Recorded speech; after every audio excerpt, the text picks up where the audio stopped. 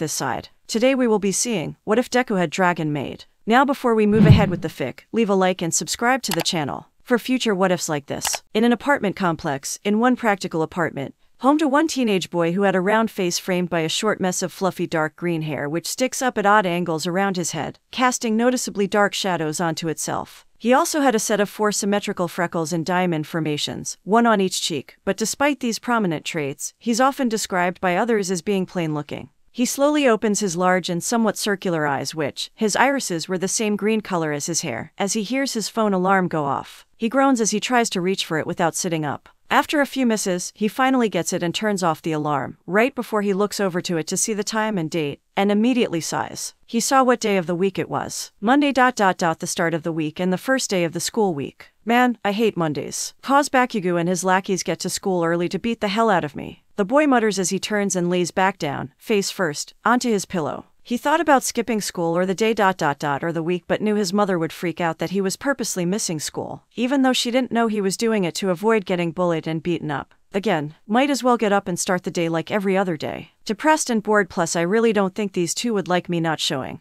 Like last time. The boy says, feeling a chill go down through his spine after remember the massive cheek pinches and head slaps he got from the last time he ditched school. And this was all last month too. He gets up from his bed and takes something of his bedside. He puts on a pair of large black round frame glasses, and slowly wakes to his door and exits his room. He walks through a hallway towards the kitchen and sees 2 people in the kitchen, busy cooking and setting the table for breakfast. One of them turns and sees the boy was standing at the doorway. "Oh, Izuku. About time you woke, and by yourself too. I was just about to send Eri to wake you up." The person who saw the boy, now known as Izuku, says as she places her hand on her hips. This person was a slightly plump mid-aged woman who had shoulder-length hair with a ponytail on the left. She was wearing a light blue blouse and a light yellow skirt with a green apron on. "Yeah, Oni-chan. I was about go to your room and do an Eri wake-up special." The other person in the kitchen yells as she throws her little hands in the air. She was a 5-year-old girl with bluish, off-white hair, messy and unkempt, which could have been caused as she just woke up not that long ago, which part in the middle of her forehead, and was almost reaching down to her waist. She has very wide, innocent-looking eyes just like Izuku, but hers were bright red in color. Poking out from the right side of her forehead is a small, brown horn. She was wearing an overly large t-shirt that wrote, "Manga Lover" on it in Japanese kanji which barely covered her black shorts. The woman was Izuku Midoriya, Izuku's mother, and the little girl was Eri Midoriya, Izuku's adopted little sister. Izuku just nervously laughs and rubs his neck. "Sorry, Mom and Eri. Guess it was bound to happen that I woke up by myself," Izuku says. It's known that Izuku is a heavy sleeper, so he could sleep through anything. The only thing that wakes him up is physical pain, and in this case, an Eri wake-up special which Eri jumps and delivers 2 boots to Izuku's. "Well, that's good. I hope you can continue this. Now go and clean yourself up about you eat with us," Inko says as she resumes her cooking while Eri resumed her job in setting up the dinner table. Hi, Izuku says as he walks towards the bathroom. He enters it and starts to clean himself up, unaware that something large had just woke up and was flying across the sky, just above the clouds as it was heading its flight towards his apartment. After breakfast and finished packing their school bags, the 2 siblings were at their front door, ready to leave for their school. "Okay, Mom. Me and Eri are about to leave," Izuku says as he straps his large yellow backpack on. He was wearing his middle school uniform, which was a plain black Gakurin uniform with yellow buttons, accommodated with his overly sized red high-top sneakers. "Okay, have a wonderful day, my darlings," Inko called from the kitchen. "Ready?" Izuku asks Eri, who was wearing a white dress shirt, under a red overall dress and large yellow boots. She also had her hair in pigtails and was wearing a yellow hat. "Always Oni-chan," Eri says, filled with energy as Izuku opens the front door, ready for whatever this day was going to throw at him. But what he wasn't ready for was the head of a big green European dragon with black wings and a light green underbelly. Izuku and Eri froze in place after they just processed that a dragon was right in front of them. The dragon growls a little bit as it blinks, right before it let out a massive roar, blowing wind towards the siblings as the 2 just stare at it. After the roar, the 2 finally realized that the dragon in front of them was real and they were scared. "Izuku, Eri, what was that?" Inko yells as she heard the roar. She runs to the front door and dragons, the most powerful of all beings. An imaginary creature that has wings for flight, razor-sharp teeth that can go through anything, possesses magical powers, and can breathe flames that can melt even the strongest metals on Earth. Future Izuku narrated as a glowing magical symbol appear in front of the dragon which caused the dragon to glow brightly, and shrink down in size until the glowing dragon was in the hallway to the apartment. "Ta-da!" A girl who was just a little older than Izuku shouts as she appears right in front of Izuku, Eri and Inko. She had long blonde hair with flaming pink tips and red-orange eyes with dilated pupils, and a buxom figure with large thighs and plump, bouncy breasts, claiming to be a D-cup. She was wearing a maid's outfit. She also had a large green tail sticking out from under her maid's dress, and on her head were horns that looked like bamboo branches sticking out of each inside of her head. She lands on the ground and stands up straight, which makes her bosom bounce a bit. She looks at the family and smiles brightly, as the family was just trying to process all this with Inko doing one thing: fainting. And apparently the one in front of me wants to be my wife ... and maid ...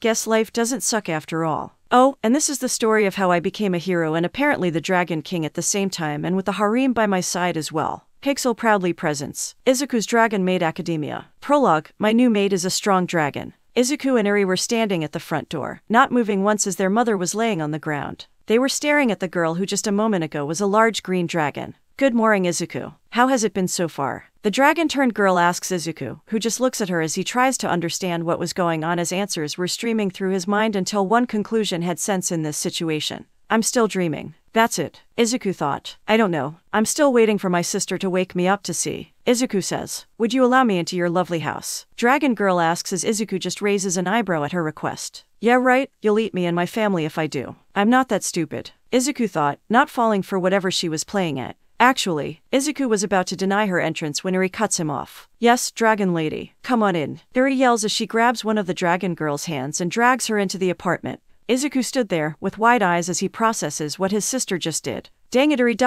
Why is your curious and naive mind come out now for all times? Izuku thought, now having no chosen this. He picks up Inko and closes the door, walking into his apartment. Izuku, Eri, a revived Inko and the dragon girl were sitting at the dinner table as Inko, Izuku and Eri just watched at the dragon girl with strained smiles, while the dragon girl just had a bright smile. So ... What is your name, dear? Inko asks, trying to make conversation. Toru. Toru the dragon girl, who they found out was named Toru, says her name. So ... You're saying we met last Friday night and I offered you to come live here with us? Izuku asks as Toru nods. Indeed, you said it yourself, Toru says as Izuku just sweat drops at how easily Toru answered him. Okay, why am I not waking up yet? Eri should have else been it by now. There's no way this girl is a dragon. It has to be a quirk. It has to be, Izuku thought as he looks down to the floor and sees a large green dragon tail wailing. Or maybe this isn't a dream at all, Izuku thought as he decides to ask the question that's been bugging him. Say, can you tell just where did we met exactly? Izuku asks. The forest. We met in the forest, just near the city. Toru say. Did I? Okay, let's at least try and remember that day so I can see if she's telling the truth. Okay, so I went to school, got to class, got spider lilies on my desk and death notes as usual, hung out with Po-chan and Emily, got beat up on the roof by Bakugo and his crew, saw an opportunity and bolted away. They followed me into the forest and I lost them there. And then I found a dragon, a funny and cute one at that, and we talked. Is she the dragon? Izuku thought as the question he said on Friday replayed in his mind. If you don't have a place to stay, you could stay with me and my family. Izuku went pale. He finally remembered that conversation with Toru. Inko sees Izuku went pale and turns to him. Are you okay, Izuku? Inko asks. Yeah, it's just, I did offer her our home for her to stay, Izuku says as his face flashes with a blush of embarrassment. Holy sticking crap. I invited a girl to live at my house and I didn't even remember do it. Izuku thought, I'll never forget these wonderful words. And how you were brave enough to push that big sword out of me. Wait, sword. You were stabbed by a sword. Inko says, concerned for Toru as she was still injured. Yep, and it really hurt when the sword was stabbed into my back. But your son here came and yanked off me and saved my life. I owe you my life. It was no problem. Really, Izuku says. No, it's really something big. You saved my life. So, to repay your gratitude, I've decided to become your maid, wife. Maid, divided by wife. The Midoriya family yells as. Yes, Izuku's dragon maid, wife. But I'm too young to get married. Plus, I really don't think that we need a, Izuku was saying, but Inko cupped his mouth shut with her hand, interrupting him. Wait, no. Of course we'd like you as our maid and as my son's wife. Inko says as Toru's and Izuku's eyes widen, one of excitement and the other for disbelief. Izuku removes his mother's hand from his mouth and yells. Wait, what? Really? Toru yells as she jumps from her seat and started to bounce on her heels. Mom, you can't be serious. Izuku says, praying that his mom was joking. Izuku, I do think it's time for you to start dating. Plus, this is a chance for me to get grandbabies. Inko shouts as her eyes were sparkling at the images of grandbabies running around. Izuku, Eri and Toru had a reaction at the mention of grandbabies, while Toru and Izuku blushed madly at the mention of babies. She and Eri were also having stars in their eyes at the image, while Izuku ... Well, his entire face lost its natural color. Mom. Oh shush sweetie. We can talk more about this later when you two get back. Since you are running late to school. Inko says, causing Izuku to get confused. Huh. Izuku utter as Inko just point to something behind him. He turns and see a clock as it was showing that the time was 7:45 a.m. The first period for both Izuku and Iri's school started at 8 a.m. Oh crap, we're late. Iri, grab your bag and meet me at the front door. Izuku yells as Iri gets up from her seat and rushes to the door. Izuku grabs his yellow backpack and saw the time again. He curses his stupidity because he knew it would take them just 20 minutes to get to Iri's preschool by train and walking and 5 minutes to reach Izuku's school on foot. He was about to call it quits when he saw Toru and remembered she had black wings in her dragon form. He rushes to her and grabs her hands. Toru, can you fly? Izuku asks as Toru's eyes brighten at the question as a little blush was starting to appear on her cheeks. Why yes I can. Toru says. Great. Cause we really need your help to get us to school. Izuku says, causing Toru's eyes to widen right before she gained a big bright smile. Then let's go. She yells as she drags Izuku with her to the door and sees Iri there, waiting. She takes Iri and bursts through the door as she started to glow bright orange. The glowing suddenly shot into the sky as Inko runs out outside to see the glowing slowly disappear over the clouds. She smiles. Oh, I have to tell Caitlin and Anne about. I just hope that the girls won't get jealous over Toru. Inko says as she giggles, ready to tell her friends over the morning's events. Izuku and Iri were having the time of their young lives. Why? Because Hei were currently on Toru's back as she flew through the sky at a high speed, no high enough to destroy their entire face, but fast enough to get to their destinations on time.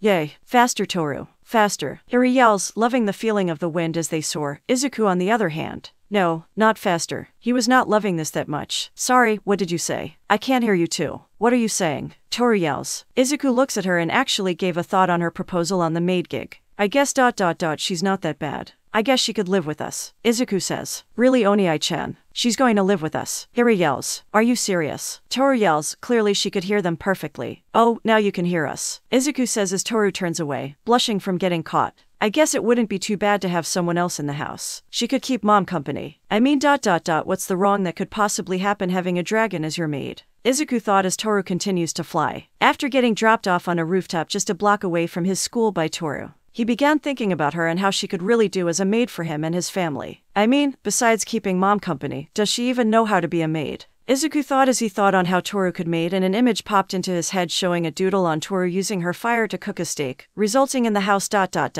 an apartment building burning down, and they get the blame. Izuku pales as the image fades away. Oh god, I'm going to have to teach on how to be a maid. Actually, I'll teach her on how to be all various maid in the book. Izuku thought as he pinches his nose. He was already starting to regret this as he now had to go online and actually sees what types of maids are there. Hey, Izuku. Izuku's thoughts were put on hold as he approaches the school front gate and sees two girls, one taller than the other, wearing a black sailor fuku with a black blouse with attached a sailor-style collar, a red necktie, and a black pleated skirt, with one for the two girls was wearing black tights, and the other was just wearing black high-knee shoes. One had auburn-colored hair and pupils with blushes on her cheeks, while the other one had two horns on her head and had pink skin with pink messy hair. The taller girl for the two was wearing sneakers, one being pink with pink lines on the side, while the other one's shoes with white with the soles of the shoes were pink. The two were waiting for their best friend who was currently running late. The taller girl had pale gray hair of waist length which was tied into a high ponytail. Her bangs were parted to the left side of her face, hanging down over her eye and obscuring the majority of the left side of her face. She had dark bags under her blue eyes and a small mouth with full lips. Her hands are strangely held up as high as her elbows, with her hands draped down, with this gesture being somewhat connotative of a ghost and giving herself off as one.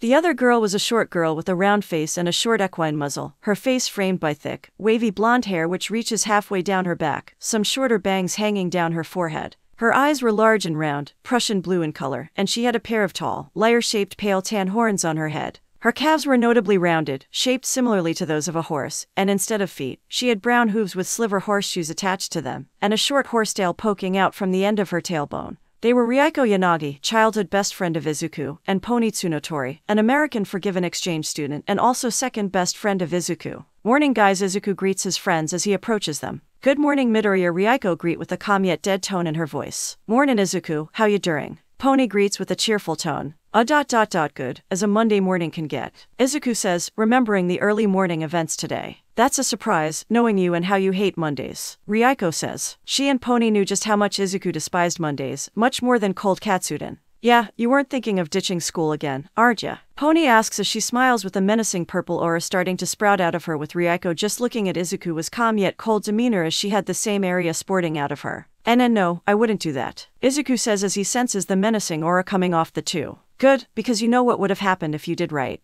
Ryuko asks, staring deep into Izuku's eyes with her cold blue eyes. Yes, Izuku squeals, not wanting their wrath this early in the morning. Great, now come on. We got homeroom to get to, Pony cheerfully says as the menacing aura suddenly fades away like it was never there. Izuku lets out the breath he didn't even know he was holding as he follows Pony and Ryuko into the building and walk through the halls, straight to their homeroom class as they were talking about what they did over the weekend. So, Izuku, did you watch those new episodes of Maruko-chan and Stop Bullying Me, Miss Nagatoro, or even Demon Slayer or Attack on Titan yesterday? Pony asks their resident glasses-wearing friend. It was known to their families and those who actually knew the trio. They were otakus for various things. Pony was an anime, manga, and gaming otaku. Ryuko was the same as Pony with anime, manga, but she also liked all things supernatural and spooky, staying up at night and being on Reddit. Izuku, while having the same interests as his best friends, he also was a fanboy on heroics, comics, and strangely, sorcery, as he found the art intriguing and would like to practice it if it was even possible. Oh right, sorry Pony, I forgot. I was busy reading a book my grandpa mailed to me and I was listening to some music. Look like I lost of time, Izuku says as he rubs the back of his head while Pony just looks at him and pouts. But you promised you'd watch them on Friday. Pony yells while waving her arms in the air, like a child who was having a fit. While she was doing this, she and Ryuko never noticed Izuku's eyes widen at the mention of Friday. It remained him on Toru. He shakes his head to get that out of his mind for the moment. Sorry, Pony. I'll make it up to you, I promise, Izuku says as Pony just turns away still pouting. You better, with an anime binge this weekend, cause I found some old school anime we all can watch, and you better not try and dodge this. I know where you live, Midoriya. Pony yells as she points to Izuku, who starts sweating. He knew not to piss Pony off as she'll do everything in her power to get back at you, and he was a victim to one of those moments back when they were kids during summer break. But that's another tall for another time. And Ed noticed. So, Yanagi-chan, what were you doing during the weekend? Izuku asks, trying to swift the spotlight off him. Oh, I was watching a live stream of Misha Collins and he was answering some questions on the chat. I may or may not have given him a lot of questions during the stream, and after that, I went on GTA RP and started a whole war on the server and I got banned of a week of causing the severe to crash. Ryuko says so smoothly, which would shock most people but not Izuku and Pony as they were used to how Ryuko talks at most times. They continue to walk to their homeroom and finally arrive to the classroom. They took a few deep breaths right before they enter the room, and everyone who were already in there stop whatever they were doing and see them enter, and start shouting at them with insults. Well, if it isn't horse freak, ghost fetish, and Deku. One classmate yells, "Hey otaku freaks, how was your weekend? Crappy I hope." Another classmate yells, "Losers, freaks, weirdos, go and leave us normal kids Deku. The two girls can stay though. Yeah, I never understand why they hang out with that nerd. Yanni and her legs and lips. Man, I'd do anything to get with her. What about the blonde? She got a great ass and she's got curves for days." One by one, the class just rolled the insults out to our trio, but they never did listen to them. Soon the trio had their way to their desk on the far right side at the back of the classroom. Izuku went to his, which was by the window, as he ignores the calls from his classmates. Just ignore them, Izuku, like every other day. And I'll be fine, Izuku thought, trying to remain calm. He reaches his desk and looks at it as it was trashed with writing on it saying, and in no particular order, "Go die in a alley, freak. Nerd. Do us a favor and do yourself in. Kill yourself and leave those two alone." And finally, his least favorite insult, DEKU. There are also red spider lilies on his desk. Now for those who don't know what the red spider lilies mean in Japanese culture and legend. The red spider lilies represents death, and Izuku has been getting those flowers for years now, so much that he's not even bothered by them anymore like he was when he first got them. Great, Izuku thought, seeing his desk. This wasn't the first time he'd seen his desk getting trashed like this. This has been going on for the whole time he's been attending this school. Izuku takes his backpack off and places it on the ground and opens it to pull out some cleaning supplies he brought with him. He was so used to this and resorted to bringing his own cleaning supplies to school, since the school never bothered to replace the desk nor punish the ones responsibly. As he cleans the desk, he hears someone approach him and places their dirty shoes onto the chair. Well, looks like Deku's cleaning his desk again. "Hey nerd, when you're done cleaning up your sit, come and clean my shoes for mine. Got some sit on it when I was walking here and I need a peasant like yourself to clean it for me." Izuku looks up and sees it as one of his classmates. This person was a male, the same age as Izuku. He was a young man of average height, with a slim, muscular build, and a fair skin tone. He had short, spiky, sandy blonde hair with choppy bangs that hang over his eyebrows. His eyes are sharp and bright red in color. While he did wear the school's uniform, he had his blazer opened a little at the collar and had his shirt unbuttoned also at the collar. This look gave him more of a delinquent look. His name was Katsuki Bakugo, former childhood friend, now turned bully who invests all his time during school to bully Izuku by any means, and the school is aware for this. He has not once tried to stop this. Bakugo. Izuku thought coldly, he really hates this guy. "Sorry Bakugo, you can do it yourself since I'm not wasting my time doing that," Izuku says as he resumes his cleaning. He's suddenly grabbed by the back of his collar and pulled from the ground and held by one of Bakugo's lackeys, and his head is forcefully turned to face Bakugo. That wasn't a request, Deku. It was a effing command. Bakugo says as he glares at Izuku, who had a cool yet uninterested expression on his face. Pony and Ryuko were watching this and they got mad. This guy always did this when Izuku did nothing to him, but he goes out of his way to bully Izuku to the extreme. Pony and Ryuko get up from their desk and face Bakugo's group. Hey, leave me alone, Bakugo. Why do you always go to him when he's not even looking at you? Pony yells while glaring at Bakugo. Ryuko, who wasn't speaking, just glares at the lackeys as her eyes had a dead tone to them which gave off a deadly vibe off her, and this sent chills going down through the lackeys' spines. Bakugo, however, wasn't fazed by Ryuko's glares and turns from Izuku and glares at both of the girls. Shut up, my little pony beach. This is between me and Deku, not your business, so F off. Bakugo roars at Pony as the girls took a step back but still stood their ground. Bakugo scoffs. He would deal with Deku's beach friends later, right now. He has a nerd to kill for disobeying his order. Listen here, Deku, you're gonna clean my shoes, nice and clean, or you'll roast your ass, Bakugo was saying his threat when Izuku cuts him off and speaks. Into next week. Dude, you've said that same exact line to me for years and others. I know what's going to come, like in detail. I say no, you blow me up with your explosion quirk. I take it and the teacher walks in and ignores the smoke and burning smell in the air,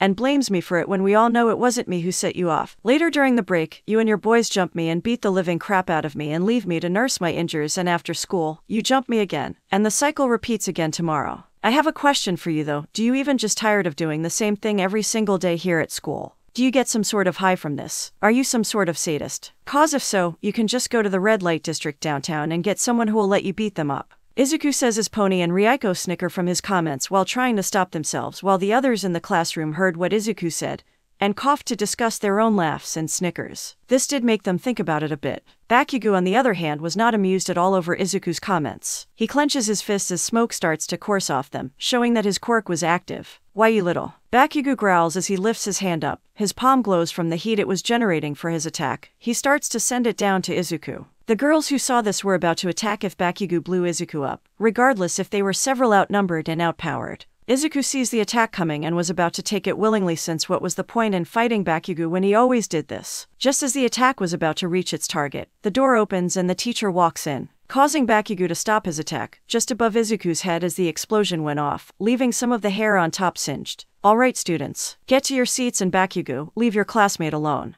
I don't want to deal with this now, I'm coming down from a hangover last night, the teacher says as he walks to the front while holding his head from the banging headache he was having. Bakugo and his lackeys knew better to fight now even with the teacher like this, so the lackeys back away as the one holding Izuku lets him go and walks to his desk with the other lackeys. Bakugo stays and glares at Izuku as the glasses-wearing boy was straightening his uniform. Bakugo then leans forward and places himself near Izuku's ear and whispers something to him. This isn't over, Deku. Not by a long shot. Bakugo whispers as he shaves Izuku with his shoulder and walks to his desk. Izuku sighs, thanking what was beyond for giving him a little break, but known Bakugo was a man of his words. He'd get him if he found him during the break. Izuku, thank you guys for the help again, guys. I don't know why Bakugo's taking his time out of his life to mess with me, but it was nothing, Midoriya. You're our friend and we'll always protect you. Ryuko says with Pony nodding. Yeah, we're the awesome trio. If you mess with one of us, you mess with all of us. Pony yells as she raises her fist in the air. Suddenly, a chalkboard eraser is thrown at Pony, which hits her against her head.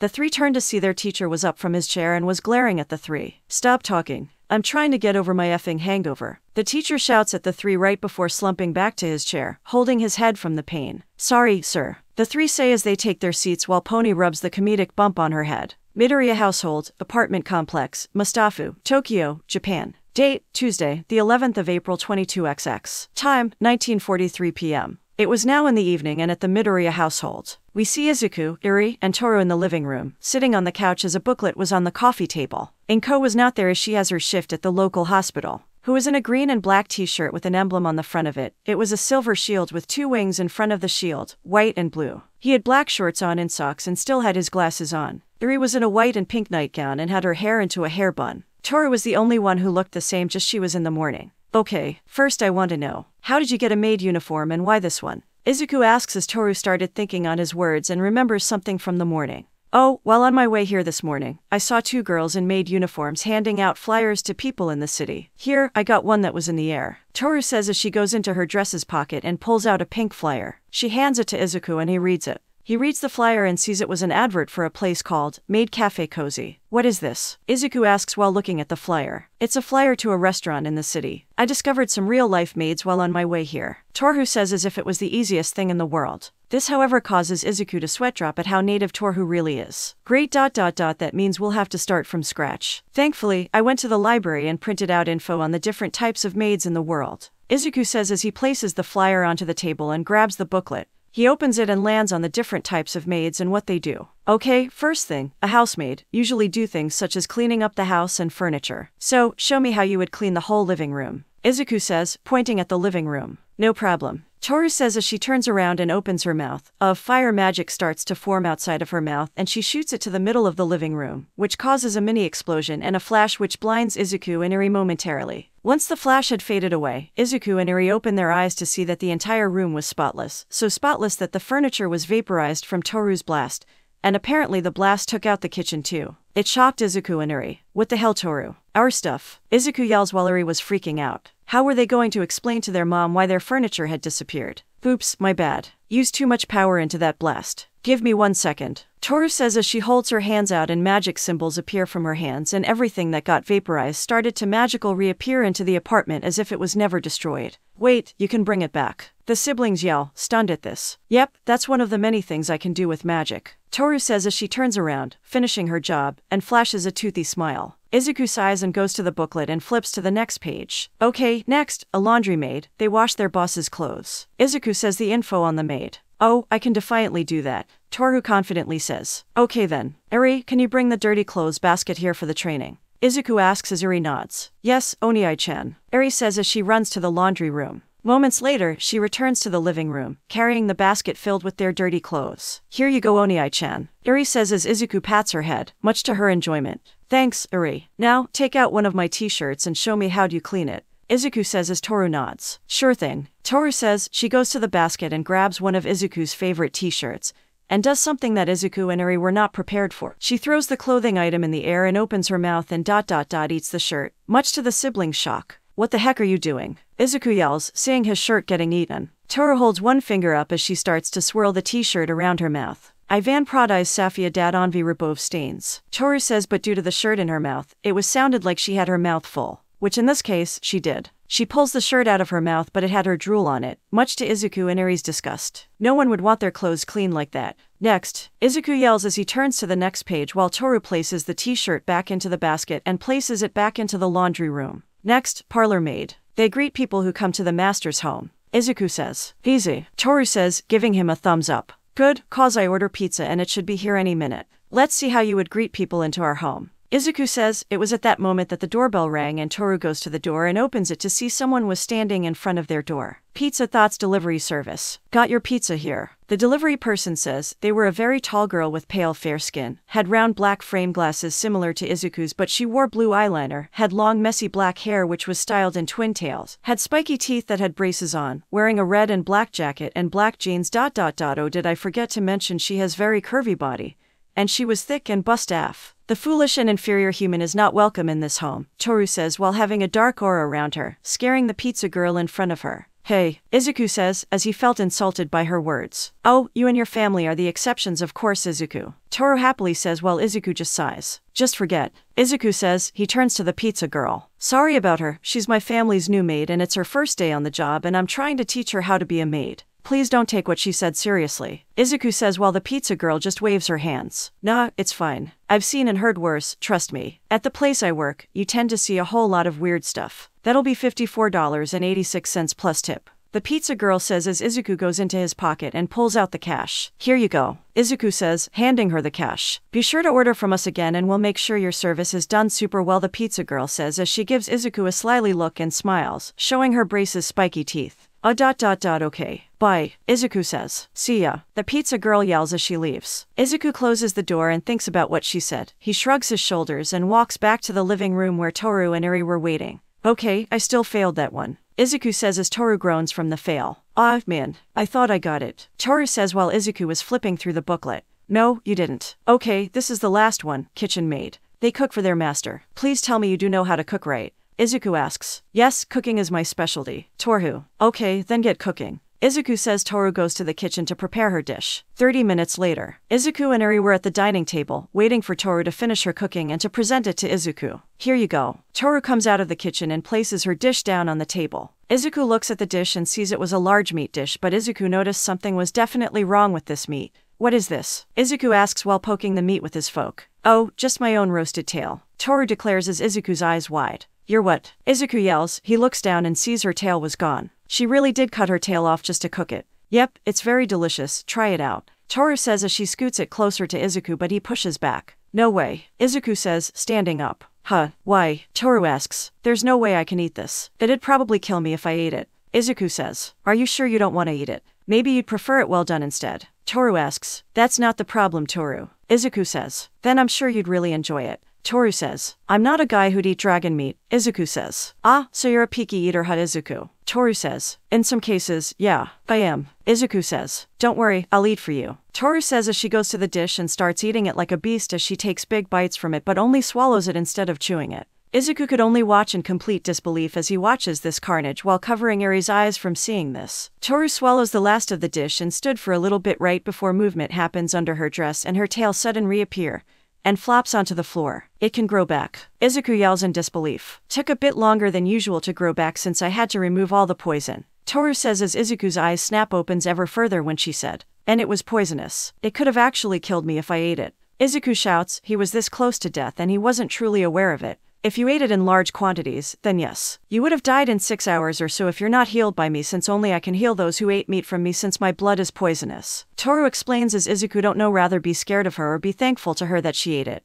Later, the three are seen back in the living room as Izuku and Eri were on the couch while Toru was sitting on the floor, facing them. Okay, look Toru, I understand you want to be my maid and that's great and all, but you don't have the skills to be a maid. How that? Can we go straight to my education from the grounds up? I'll do anything to learn how to be a maid. Can you tell me what you dislike? What I dislike? I can't handle spicy or hot foods and I hate eggplants. I'm not a fan of eggs that don't have their yolks. I had a friend who got killed by an egg that was thrown at him a while back, Toru says, which Izuku thought was impressive. That's one hell of a powerful egg, Izuku commented, wondering how can a single egg take out one dragon if it was strong like Toru since they were friends. He then realizes something. Wait, why are you just asking me what I hate? Shouldn't you be asking me what I like? Izuku asks as Toru just shakes her head on and makes an X gesture with her arms. Nope, I can't do that. Because it's bad luck for dragons. Toru says that Izuku just curious about this. How is it bad luck for you? Izuku asks. See, I had lost a lot of friends who were killed by the things they loved. You know, liquor, women, men, gems and gold, and of course, their quest for more power. Toru says as Izuku nods, now understanding why she couldn't. Out of fear she'd die next. Sounds a lot like us humans, Izuku thought, comparing how humans had fallen for the same things. But I can one thing I do like, Toru says, making Izuku break out of his thought and looks at her. Which is? Izuku asks as Toru stands up and points to him. It is that I like you, Izuku, like really like you. In fact, I love you, Izuku Midoriya. I want to eat you up, Toru confesses as Izuku blushes. He really didn't see this coming, but he only had one other thought in mind while Eri was jumping in place. She was excited for some reason. You're going to eat me in my sleep, right? Izuku asks as Toru just shakes her head. I'm not going to eat you. Why would I eat the one I love the most? Plus, not like that. I meant sexually, as in sec. Toru yells as she shuts her mouth and blushes, which came out wrong. Izuku's blush went even further red while he kept his cool expression as he covers Eri's ears.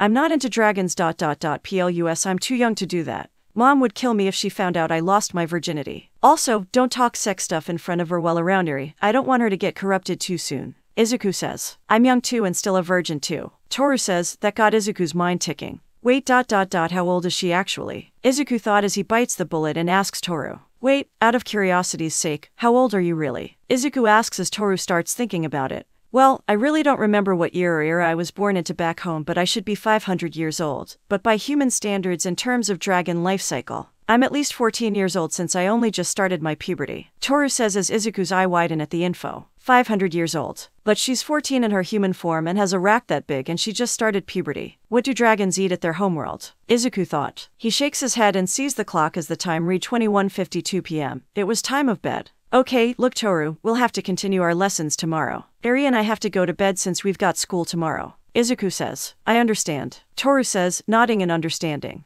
Izuku was about to go to his room since Eri had left to her room to sleep when he stops as he realizes something. Where will you sleep? Izuku asks, realizing that there were only 3 rooms in the apartment and all were occupied. Oh, I really don't have to sleep much. But I do need to sleep every once in a while, Toru says. And when was the last time you slept? Izuku asks as Toru turns away from him. 2 months ago. Right before I got stabbed by that damn sword. Toru says. Izuku sighs. He knew she couldn't sleep in his mom's room nor Eri, since she's most likely sleeping already, and sleeping on the couch does bad for one's back. So, he was left with one option. Then, I guess you can come and sleep in my room for the night. Izuku says as Toru looks at him with wide eyes. Really? Toru stutters. Yeah, you can take the bed while I'll take the floor. I've got a spare air mattress. Izuku says he was about to go to his room to take out the air mattress when he felt someone grab his sleeve. It was Toru who was holding his sleeve. Wait. Can I ask you a favor quickly? Toru says as Izuku turns to her. Sure, what is it? Izuku asks as Toru just blushes and plays with her fingers. Cece, can you sleep in the bed? With me? I don't know. Please. Toru asks as she uses the one move that all men are weak against, the puppy eye technique. Izuku tries to fight the technique off, but like all before him,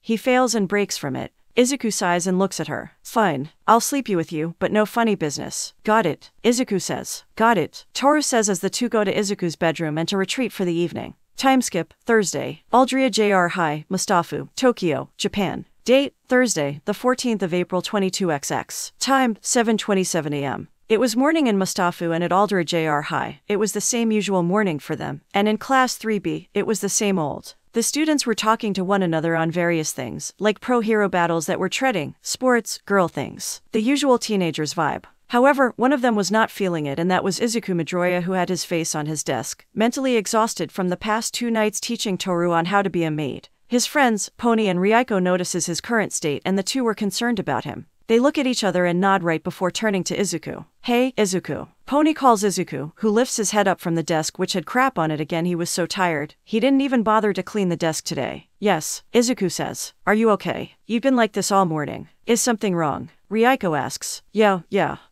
I'm good. Just had a long night, that's all. I'll be fine, trust me. Izuku says, ensuring Pony and Ryuko on this as the girls believed him. He face plants on the desk again and yawns. Man, who thought teaching Toru on how to maid would be difficult, but good thing she'll like a sponge and is quick to catch something on. Makes my job easier too, Izuku thought while letting out another yawn. It was at this moment did their homeroom teacher walks into the room. All right now, settle down. I've got something to announce. The teacher says as the class quiets down and turned to him. Now that I have all your attention. Today, we're getting a new student. And they're outside. A new student. Right as the break is coming up next month. I wonder how they are. Please be a girl. A hot girl. Great, another damn extra. Well, it's not like they're stronger than me. Bakugo thought. Hey, Izuku. Who do you think is this new student? Pony asks as Izuku just shrugs his shoulders without lifting his head. I have no idea. Izuku says, not really caring about this new student since he knew they'll treat him and his friends crappy just like everyone else. It was only a matter of time. The teacher walks to the door and peeks his head out to the hallway. All right, you may come in now, the teacher says as he walks back to his desk.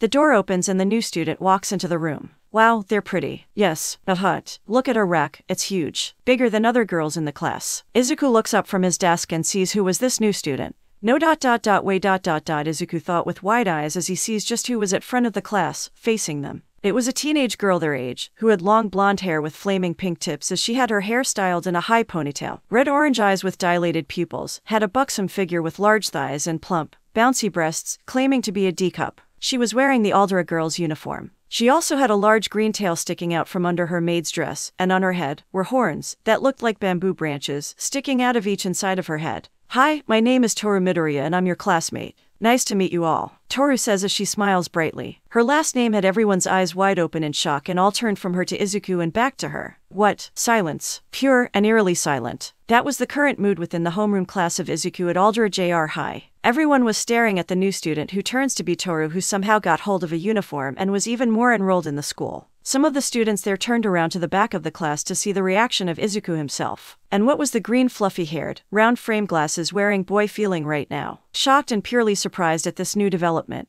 Who is this chick and why does she have the quirkless bastard's last name? One of the students whispers to his desk neighbor, who just shrugs his shoulder while still staring at Toru. I don't know, but she's kinda cute. And thick too. The other student says as he had a present blush on his cheeks as he was marveled by Toru's beauty. Look at them knockers. They're huge. Bigger than most of the girls in this whole school. One of the other male students yells as he was marveling at Toru's beauties, which caused the girls to look down at their beauties and felt insecure at how small they were, while two of them turn and glare at Izuku, who didn't notice their glares as he was still processing Toru was here. Think Deku did something to get this girl to say his last name is hers. One student asks another one. Most likely, who'd wants to be related or know that loser? One of the female students says as one of the others who heard her turns to her. I know, right? Another female student says. All right, Miss Midoriya, please tell us a little about yourself. The teacher says with Toru turning to him with a confused expression. What do you want to know? Toru asks. Well, like what are your likes, dislikes, dreams, and goals in your future? The teacher asks as Toru took a moment to think about it and thought it wasn't a bad idea. Okay, I'm Toru Midoriya. I'm 14 years old. I like spending time with Izuku, being near Izuku. I like learning new and interesting things. What I hate is basically all of humanity with the exception of Izuku and his family, of course. Toru says. Wait, what do you mean that you like being near Deku? One of the students asks, which causes Toru to turn to him with a confused look. Who's Deku? Toru asks while the student just points to Izuku. Him, the quirkless bastard.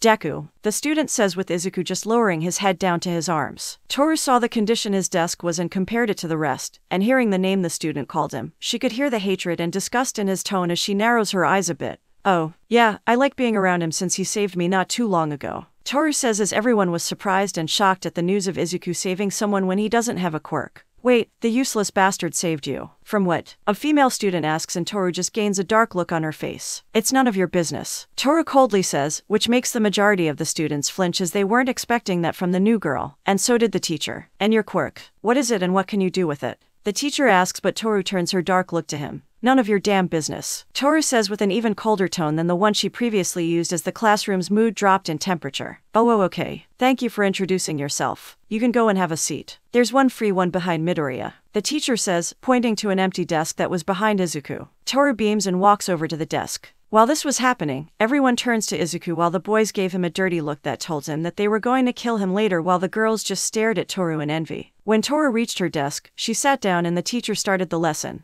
Izuku wasn't really paying attention to the lesson as he was still trying to figure out how Toru got here. Soon though, he felt something hit the side of his head and land on his desk. He looks down and sees a crumpled of paper. He takes it, thinking it was another death note to him or a new threat, and opens it. And to his surprise, it wasn't a death note nor a threat, it was just a note, written by Pony and Ryuko. And it read, Lunchtime, Roof. Bring Toru with you. We need to talk.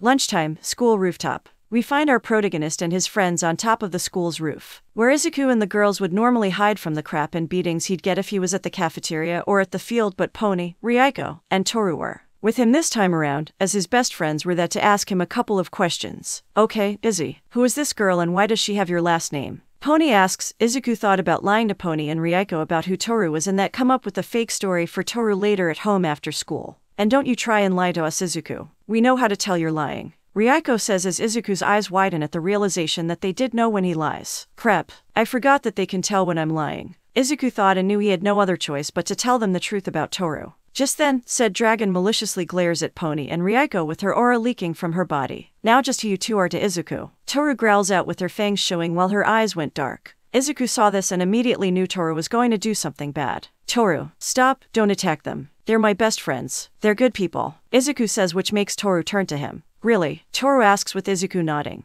Yes, so please, don't ever attack or threaten them. Izuku pleads as Toru just look at him for a bit before her aura fades back into her. Alright, Toru says, but her dark look hadn't left her face as Izuku just sighs in relief from the near murder that could have happened. Okay, guys, this is Toru. She's someone I saved a week ago one night in the forest. Izuku says as Pony and Ryuko look at Izuku with intrigue at this and knew that there was more to the story than what he was telling. And just how did you save her? Pony asks as Izuku sighs. He was about to speak when Toru jumps in and says it for him. I was stabbed by a holy sword and was slowly dying in the forest when Izuku came and saw me and pulled the sword out, saving my life. Toru says calmly, causing Izuku to sigh and curse Toru's inability to read the room while Pony and Ryuko looked surprised at what she said. What does she mean by that? Ryuko asks. What she means is that I found her in the forest outside the city while I was escaping Bakugo and his goons last week, and found her with the sword stabbed into her back, and while in my dazed, concussed state that I got after the beating I got from Bakugo, I pulled the sword out of her body, we talked for a bit and I offered my place for her to stay. Izuku says as Pony and Ryuko nod, understanding the story so far. Oh, and she's a dragon.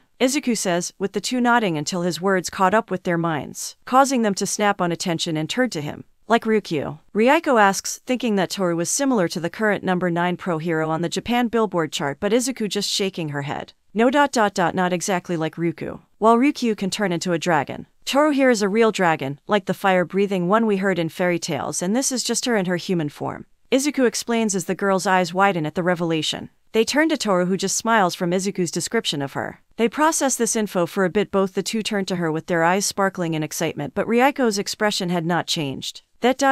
is so cool. So, you're like a real dragon? Pony asks with Toru smiling. Yep, a really cool and powerful dragon, Toru says with great pride as she shows off a fangy grin. How powerful? Ryako asks as Toru thinks on for about a second before turning to her. If I wanted to, I could have blown this country up in one shot, Toru says nonchalantly as Izuku, Pony, and Ryako had their eyes go wide at the power she possesses, and it did terrify them, knowing that they were the most powerful being on this world. Okay, going to ignore and hopefully forget knowing that information. Now Toru, can you please tell me just how did you get to my school and how did get a uniform? Izuku asks. Oh, I asked Mrs. Midoriya if she could put me into school since she could see that I was so bored at home without Yuri around, Toru says as Izuku sighs at the mention of his mom. My mom was the one who enrolled you, Izuku asks. Yep, she thought I could go with you to school and learn more about humans, and spend a lot more time with you, Toru says, moving closer to Izuku. Of course, Izuku says, taking off his glasses and rubbing his eyes, feeling more tired than usual. Mom ... why did you do this? What reason possessed you in doing this? Izuku thought, trying to think why did his mother do this, unaware that Inko was doing this for a bit of drama and meddling into her son's love life. Pony then noticed something with Toru's voice. Hey Toru, is it just me, or do we sound the same? Pony asks with Izuku and Ryako looking at her and then to Toru and then back to Pony as the two now just noticed sound the same. Now that you have mentioned it, you two do sound similar, Izuku says, hearing the similarities of their voices. Yeah, weird right, Toru says with Pony slowly nodding. That's spooky ... nice, Ryako says, finding this really cool. Before anyone else could say anything else, the school's roof access door opens and Bakugo and his three friends walk onto the roof and see the group. Well, what do we have here, boys? It's Deku and his little crew of nerds, hanging with the new girl. Bakugo, do you know that weird-looking kid? Toru asks Ryako, who just lets out a long sigh and nods. Unfortunately ... we have the misfortune of knowing this brute and his lackeys. Ryako says, Hey Deku, where were ya? We were looking for you to give you your daily ass-kicking. I've got a new use in my quirk and I want to see what it does to a weakling. And you're the perfect one to use it on. Bakugo says. Bakugo, I'm really not in the mood for your crap today or any day. So, can you please just leave me alone? Izuku asks, now starting to get fed up with these a-holes as he was now getting a headache. Nah, I don't think so Deku. I think I'll stay here. Bakugo says. Ast build up. And what do you want with Midoriya-chan? Can't you guys go one single day without torment? Ryako asks. Yeah, so F off and leave us alone already. Pony yells, now fed up with the bullies. F off Ghosty and my little pony. I ain't talking to you too. I was thinking on telling Sweet Tits here on Deku's status and I think she wouldn't wanna hang around your weak ass after what she learns. Bakugo says with Toru just raising her eyebrow. Is that so? Toru asks. Gunwan, who had been staring at her with a full look on his face, steps forward. Yeah babe, wanna leave this bastard and let me show you around the school and maybe the city as we get to know more of each other? Gunwan asks, smirking while Izuku, Pony, and Ryako got a disgusted look as they noticed the goon's expression and knew what he was after. And why would I do that when I'm fine with where I am? Toru asks, but she was still getting angry on how these ... boys were insulting her man in front of her. Cause Sweet Tits. This nerd here is quirkless, meaning he's useless and has no place with us, the gifted and elite. And I'm sure that his little friends here will wake up and leave his worthless in the dirt and hang with real men. The goon says as he had a perverted smirk on his face while Toru lowers her head, making her bangs shadow her eyes. So, what do you say, baby? Wanna go somewhere private? And the first goon could finish what he was saying as Toru suddenly appeared right in front of him with a dark look on her face with her irises glowing and eerie, and her pupils were silted to a thin lin. Insert Ost, the only thing they fear is you. And look it up on YouTube and search the new version with the old build-up and start playing it at the build-up. Trust me, it'll make this whole scene more epic. No ... now just lost, Toru says as she throws a punch into the goon's abdomen, causing him to gasp out all the air in his lungs and spit out a lot of his spit before getting launched across the roof and hitting the wall for the roof's entrance. Exit and slides down from it to reveal a large crater into the wall as he fell to the ground unconscious with blood leaking from his head. Everyone froze upon seeing what had just happened. As the second goon turns and was about to use his stone hand quirk to fight Toru, he was intercepted by her as she was in the air above him, still having that dark look on her face as she kicks the goon onto the side of his face, launching him across the roof and hitting the fence, but the fence barely could hold the goon's body, as the force of the kick as he remains embedded into the fence. The third goon and Bakugo looked shocked after seeing two of their friends get utterly destroyed by the new girl as the goon was sweating and shaking in place while Bakugo too was sweating and shaking, but his ego and sense of pride took over, not letting show that he had fear in him. You beach! Bakugo shouts as he rushes at Toru and fires a large explosion from his hands, rocking the school and blowing Toru up while sending Izuku and the girls back a bit as smoke was lingering around the area where Toru was standing. Bakugo felt his hands shake a bit. They weren't used to setting off an explosion that big before he looks at the smoke and smirked, thinking that he got her. Nice attack, but you should really work on your speed and aim. A voice says behind Bakugo as his eyes open up in shock. He turns around and sees Toru standing behind him and he gets more shocked as he sees her, completely fine as he turns around and sees that the ground he set that large-scale explosion had a big hole on the floor. While Bakugo could say utter in shock before he felt something tightly wrapped around his waist. He looks down and sees 2 arms holding onto his midsection. He turns back to Toru and sees her holding him in a bear hug and felt his midsection was getting crushed by her. Before he could retaliate, Toru suddenly bent backward and flips Bakugo over her as his head and most of the top half of his body impacted into the concert roof and breaks it apart as a crater formed. Toru bends back up straight and turns to Bakugo and sees him lying in the crater, blood leaking from his head and was knocked the F out.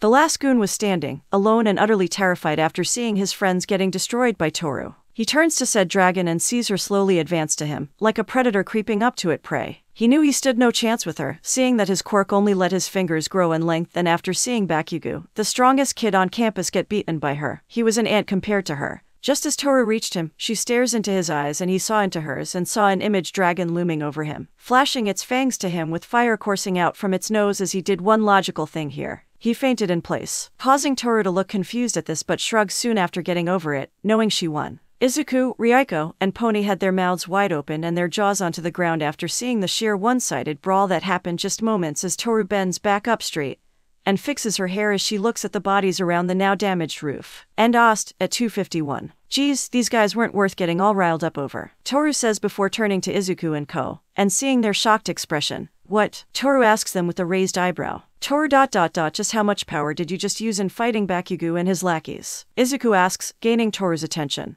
Oh, I held back the attacks I used against these humans. By a lot. I wanted to see how they could handle my strength, so I used 3% of my full power just to be safe. But I guess these guys aren't as durable as the ones back in my world. At least those humans could take a few hits and fight back before going down. These guys are just too weak, Toru says, feeling disappointed by how Bakugo and his crew went down too quickly. Izuku and Ko were now shaking at the utter horror from learning just how much Toru pulled her punches by a lot, and she still kicked their asses to the ground no problem. That was her holding back. What would it look like if she didn't hold back? The trio thought and shivered as there would be blood and guts everywhere on the roof, while the girls and Izuku thanked the heavens that he found her first, as they imagined what would have happened if someone else found and tried to take her powers from her or pissed her off that far. The world would have come to an end if something like that did happen. Man, these guys are real jerks. Are all humans like this here too? Toru asks, breaking the trio out of their thoughts. At most times, humans are cool and good, but there are asses out there who like them. And there is nothing we can do about that, Izuku says with Toru nodding. I see, Toru just says, not really knowing on how to process this, considering her track record with humans in her life and only recently met another human who's treating her with kindness. What the hell is going on here? The four turn to the door and see a teacher had arrived at the roof. The teacher looks around and sees Goon 1 Code beside him with a human-shaped crack onto the wall, profoundly bleeding from his head. The teacher then turns and sees Goon 2 and 3, also Code, laying on the floor with Goon 3 still embedded into the fence, bleeding from his nose and out of his mouth, while Goon 2 is just lying on the ground, completely fine, just unconscious. And lastly, he sees Bakugo, laying in a deep crater as his body was bent upwards, and half of it buried in the concrete. He looks up and sees Izuku and his crew and got an idea sort of what happened here. You all, to the principal's office. Now, the teacher yells. It is after school with everyone leaving the school to go whatever they want to do or we're staying due to after school activities. As we now find ourselves at the principal's office as the principal looks around the office, filled with Izuku and friends, and a few more people in the room as well. Alright, now that we're all here, we can begin. Now, I believe you are wondering as to why you were called today. The principal asks. That's right, sir. Why are we here? A tall woman with shoulder-length, wavy blonde hair asks in a southern accent. She had two thick, curling horns emerging from the sides of her head, and long, pointed ears of that of a cow. She wore a checked shirt with the sleeves rolled up, denim jeans that had dirt and mud on them, and cowboy boots that had mud and crud on the soles. The wavy blonde woman was Caitlin Tsunotori, Pony's mother. Well, it would appear that a fight broke out on top of our roof with your kids, and the fight included them using their quirks during the fight from what the teacher on site said on arrival. The principal says as another person in the room narrows her eyes at him. Really? And are you sure about this? Another woman asks. She was an avenge-hided woman who had long sliver hair which reached down to her legs and tied with a black ribbon. She wore a black dress with black hand gloves on, a necklace, and black heels. She had this expressionless look on her face while her ice blue irises were piercing into the principal's soul. The silver-haired woman was Ian Yongai, Ryuko's mother. I am positive, ma'am.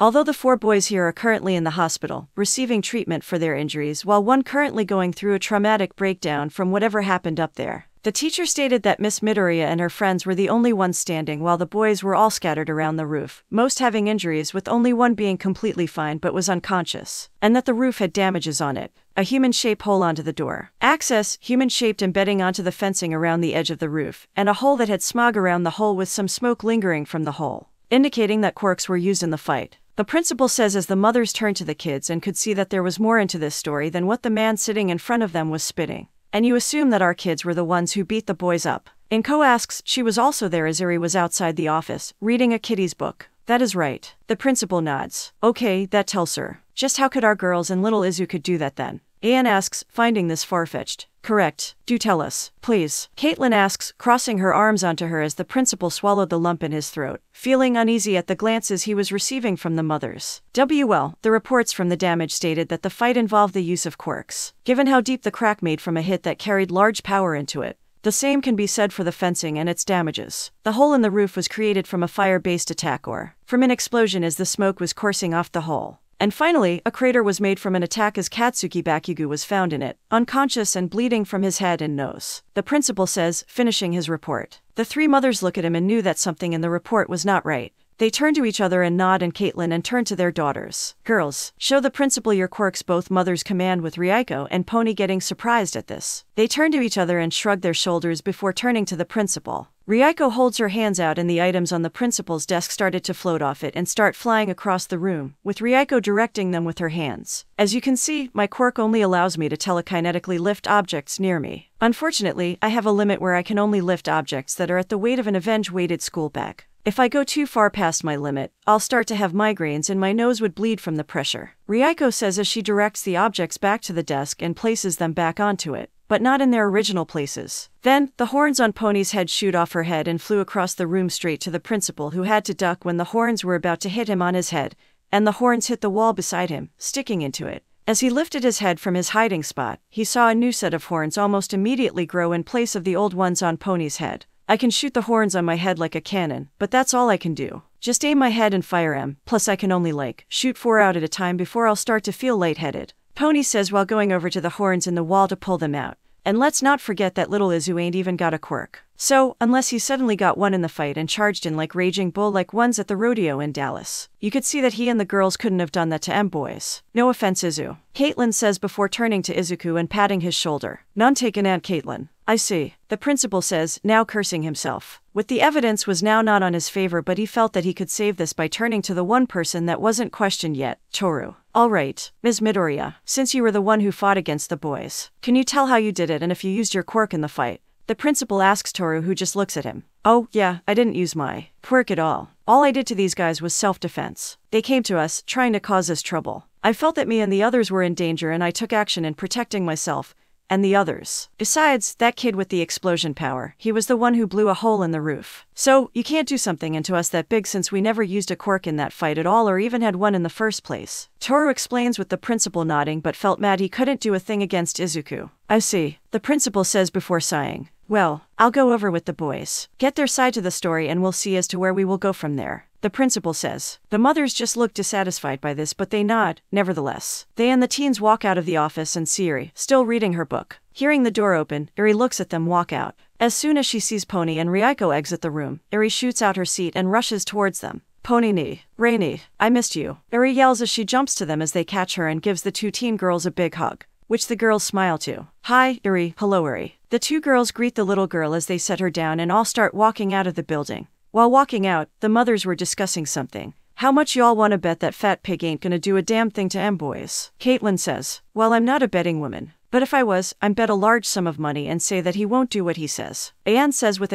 sighing as she turns to Izuku. Now I can see what you were saying, Izuku, when you told me that your principal is one of these people. Inko says, now seeing what Izuku was telling her earlier in the year. Yeah, sorry mom, but he is one of these people. Izuku says. The family and friends expect Toru knew what Izuku was talking about. They've faced quirkiest people who think that Izuku was pretty much a defect and that he shouldn't have many privileges at all. Caitlin and Anne then noticed Toru was walking a little close to Izuku, who looked like he didn't care. They then decide to speak what's been on their minds since arriving to the office. So, Inko, who's this girl following a boy? Caitlin asks with Inko flinching, cursing that she had to now answer this. Oh, this is Toru. She just moved in with us. She's from ... my cousin's family. Inko says, trying to use a cover story, but Mom, Pony-chan and Ray-chan know. You can tell them the truth. Izuku says as Inko looks at him and sees that he was serious. Talk is what? Anne asks, confused on what they were saying. She's not from either of my family. She's a dragon that's living with us. Inko says with Caitlin and Anne just looking more confused than before. Wait, she's a dragon. Caitlin and Anne asks and Toru steps in front of them,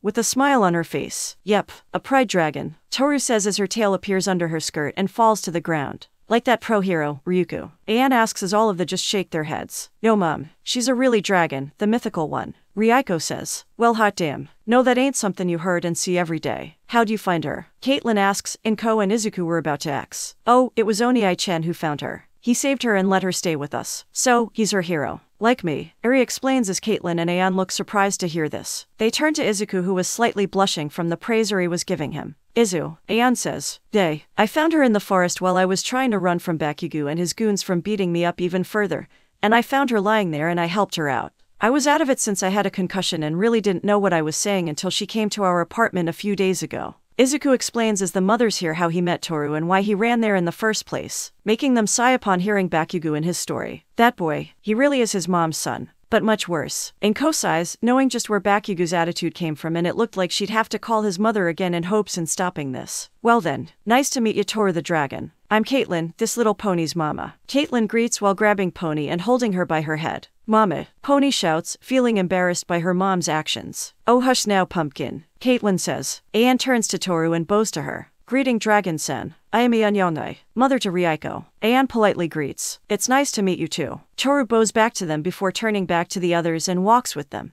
As they walk towards the gate, Caitlin noticed something about Toru. Man, for a dragon, she's hella cute. Might actually be cuter than our girls. You think that she could steal Izu from them? Caitlin asks, causing the other moms to look at Toru and see that she was cuter than Pony and Ryuko, and seeing that she was walking close to Izuku while Pony and Ryuko were also walking close to Izuku, with the boy being dense to this and just holding Eri's hand. Please, Caitlin-san. I feel that our girls have a better chance of winning Izuku's affections, but we know which one has the best chance in this. Anne says, knowing just how Ryuko has had feelings for Izuku for years now and felt that she had the best chance to get with him out of Pony and Toru. Caitlin scoffs. Well, it'd be my little girl. Sure, she might not have my looks, seeing that she got M from her papa, but I know she's got a big heart, and if she's like me, she'll get more as the years go on. Caitlin says, knowing that in her bloodline, the women usually win if they're in the running for a suitable male. Anne, on the other hand, felt differently. I feel that Ryuko has a better chance, as we young women tend to get what we want, and we've never lost the thing we want to anyone.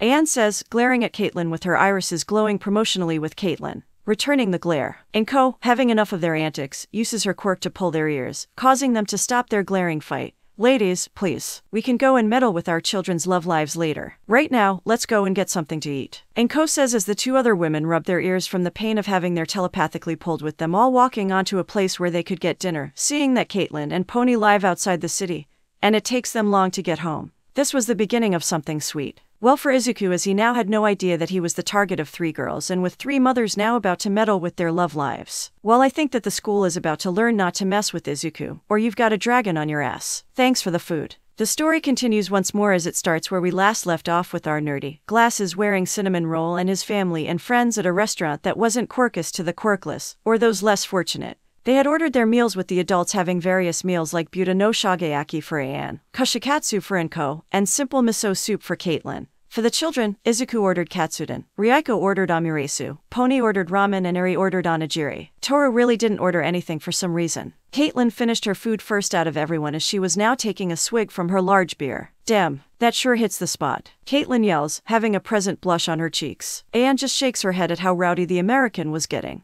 Must you really use such crude matters? Anne asks, wiping the remains of the Buta no Shageaki from her mouth and cheeks with a napkin. Caitlin turns to her and pouts. Oh, why do you have to be such a spoilsport, Aya? You've got to lighten up a bit, and live more. Come on, drink with me. Caitlin yells with Anne turns to her with a deadpan expression. I do indeed live, and do you remember the last time you forced me into drinking alcohol? Anne asks. She already knew the answer, but she wanted to hear from Caitlin about this. Nope. You know damn well that when I drink, I can't remember Hogsett. Hell, I can't even remember my damn name if I drink too much. Caitlin says. I do, and I had never been so embarrassed in my entire life before that night. Anne says, but Caitlin just pouts. Oh come on, don't be a sourpuss. Just take one sip. Caitlin says, swinging the pint of beer to Aine, but the white-haired woman didn't take it. No, Anne says. Oh come on. I mean, a little won't hurt anyone. Caitlin says. No, and people do get hurt even every I drink. Anne says. Come on, please, just once. Caitlin asks, trying to convince her.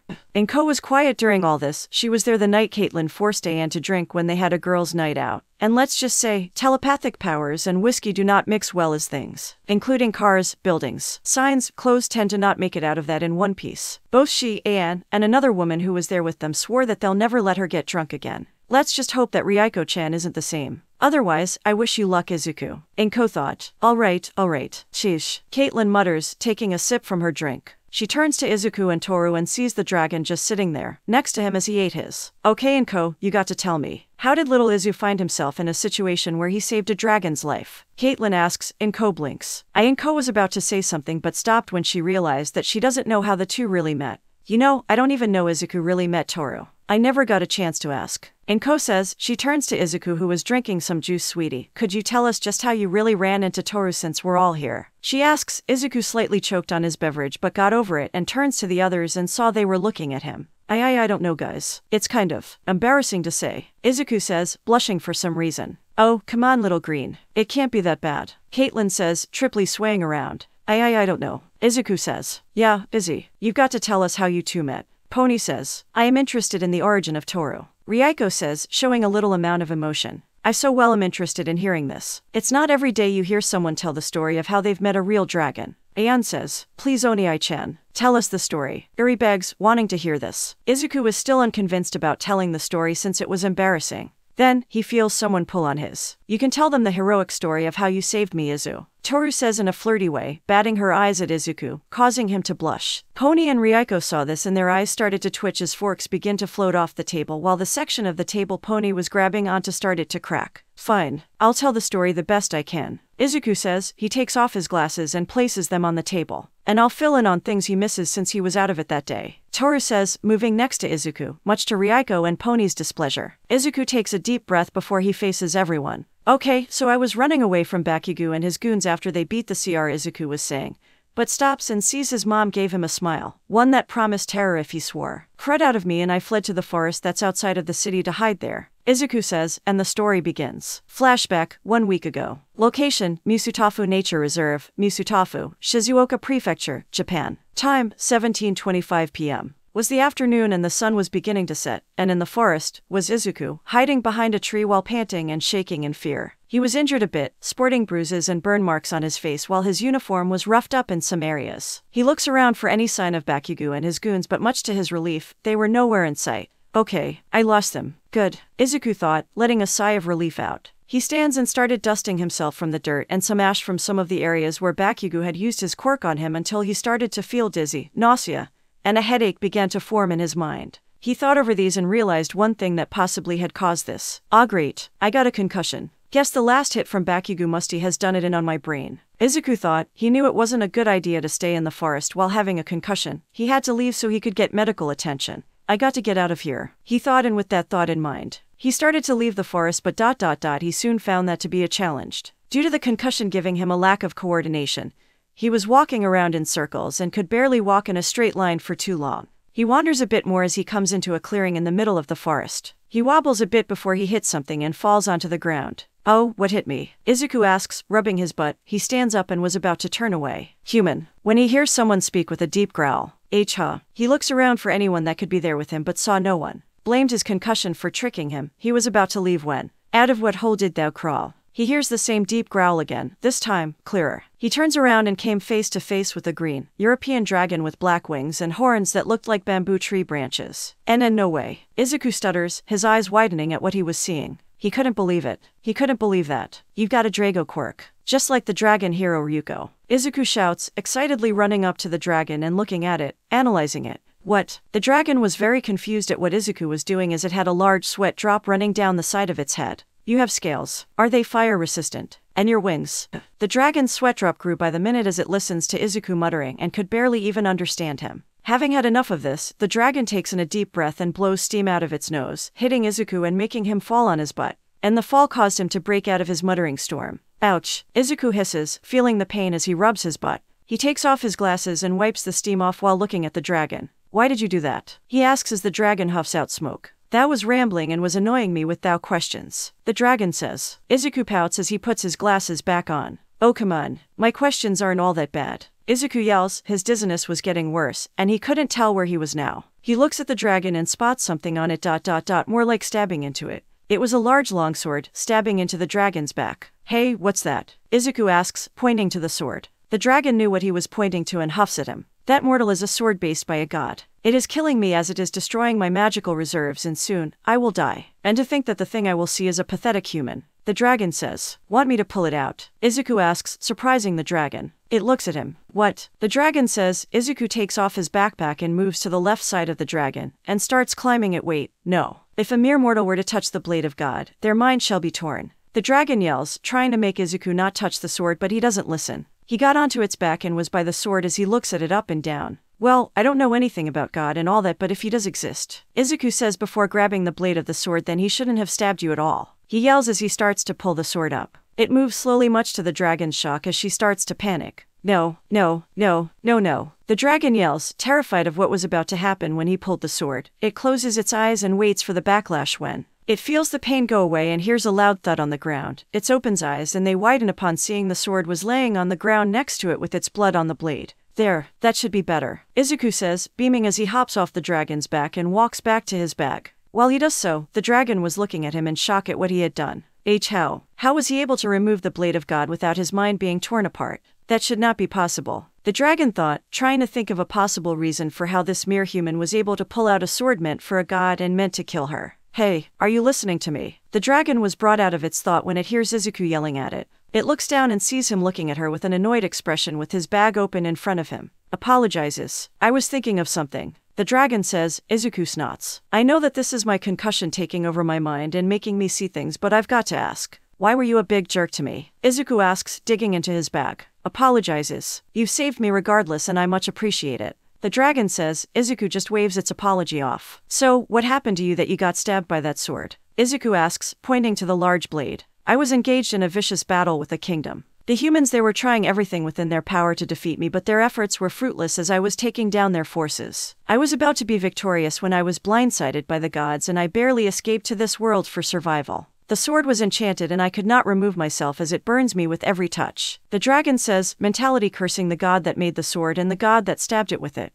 That how could I touch it? It didn't burn me. Izuku says, looking at his hands. He didn't feel a thing from the blade when he grabbed it. I believe the reason why you were able to safely remove the sword is that you lack faith, which is why you took it out of me without destroying us in the process. The dragon says, it was no problem. It was the least I could do. Izuku says, throwing his arm and legs out as he falls onto his back. He shoots up and looks at the dragon again. Hey, are you hungry? He asks, catching the dragon off guard. Well, the dragon was saying, but Izuku cuts it off. You've got to be. Izuku yells. He digs into his bag, looking for something, and finds what he was looking for. He pulls it out and it was a bento box. Come on. I've got some leftovers from my lunch today. We can share it. Izuku says, opening the bento that still had plenty of food inside. Well, the dragon was about to decline, but it never got the chance since Izuku suddenly got up to its face. Come on, eat. Izuku yells, shoving the bento at the dragon's nose. The food did smell heavenly, and it was hungry. Seeing as this human got it in a corner, the dragon sighed. Fine, the dragon says. It stands up and conjures a magical seal in front of it. Its body glows and it starts to shrink and change form. It changes into a human girl who had long blonde hair with flaming pink tips and red-orange eyes with dilated pupils, and buxom figure with large thighs and plump, bouncy breasts. She was wearing a brown tattered cloak which fortunately covered her body. Her horns from before were still there, on the sides of her head, and she had a large green tail sticking out from under the cloak. Izuku looks at her and was amazed by the transformation,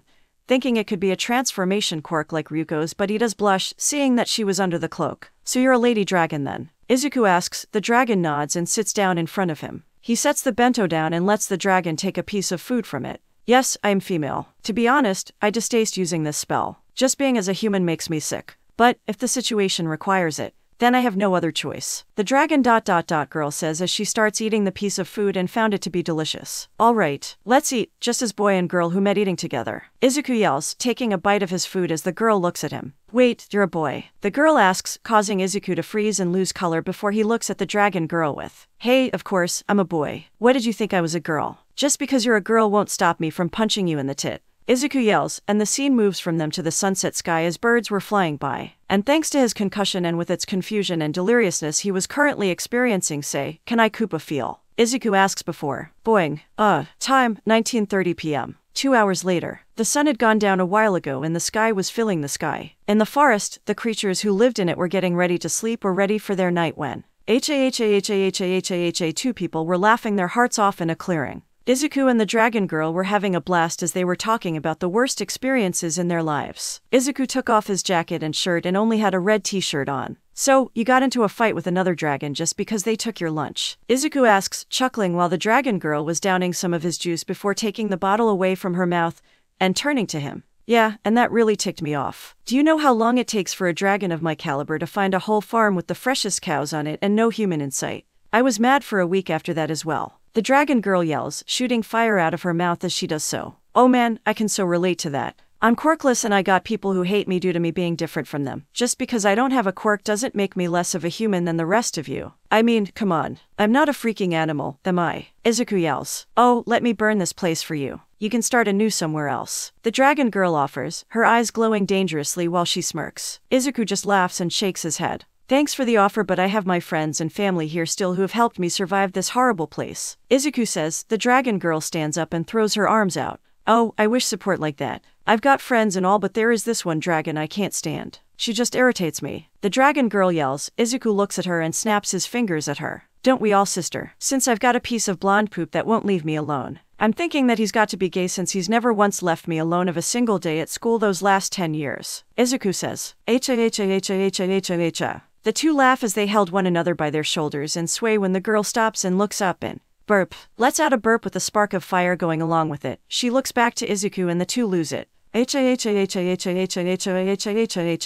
two laugh some more. Izuku falls onto his back and rolls on the ground in a hysterical fashion while the dragon girl started pounding her fist onto the ground, creating a crater that enlarges with every hit. After a while, they stop laughing and pant as they try to catch their breaths. Izuku looks up at the dragon girl and stares at her for a bit before looking up to the sky and seeing the many stars lighting it up. You know, on nights like this, I just look at the sky from my room and wonder, should I be even alive? Izuku says, making the dragon girl look at him. Huh, the dragon girl utters. I mean, I've got family who loves me and I love back, great friends who have stuck with me for so long. But, there are times where I get wonder ... what would life be like if I had a quirk ... or if I wasn't born at all. Izuku says, staring at the sky. The dragon girl looks at Izuku for a bit before she too looks up to the sky as they lay on the ground. Yeah, I wonder about that too sometimes. But the thing is, I'm all alone here. I can't go back to my original world without getting killed. And I have no one on this side of the realms. The dragon girl says, gaining a sad expression. Izuku sits up and looks at him. His eyes were getting foggy by the minute.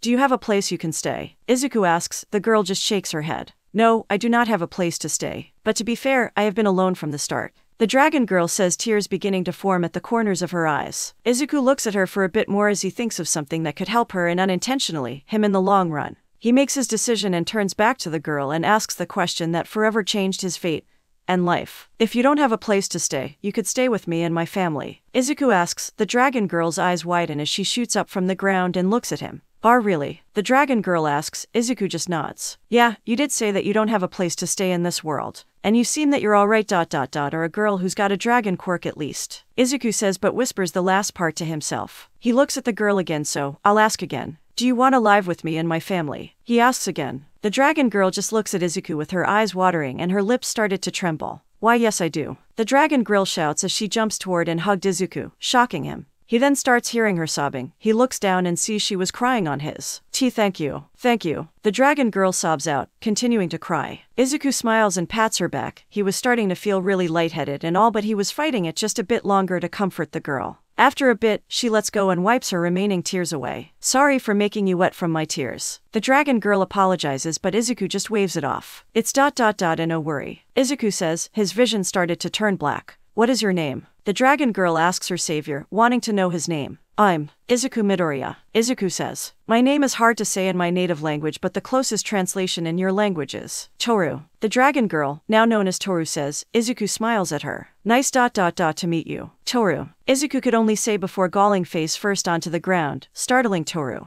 Izuku, sir, Toru yells, scared that he must have died. After that, I just blacked out and don't remember what happened after I did. Present Izuku says, but before he could end the story, he was interrupted. Oh, I'll take over from here. Present Toru says. She takes over the story. She rushes to him and turns him over and starts looking at his body. She found that he was still breathing, much to her relief. My head. Izuku moans out. Toru looks at him a bit more and notices the bruises on his face and body. He appears to be in pain, and the pain must have finally caused him to faint. Let me fix that, Toru thought. She lifts her hand over Izuku's body and conjures up a magical seal. Some magic shoot from the seal and hits Izuku's body, causing it to glow, and after a bit, the glow subsides and Izuku was fully healed but was still caught. She looks at his bag and saw his wallet. Curious, she heads over to it and picks it up, and looks into it, and found some paper in it, silver, some cards, and 2 photos. She looks at the first photo and sees a younger Izuku who had a bright smile with one of his teeth missing and no glasses. He was dirty as he was covered in mud and was wearing overalls with a white t-shirt under the overalls. He wasn't alone in the photo, there were 2 girls with him in it.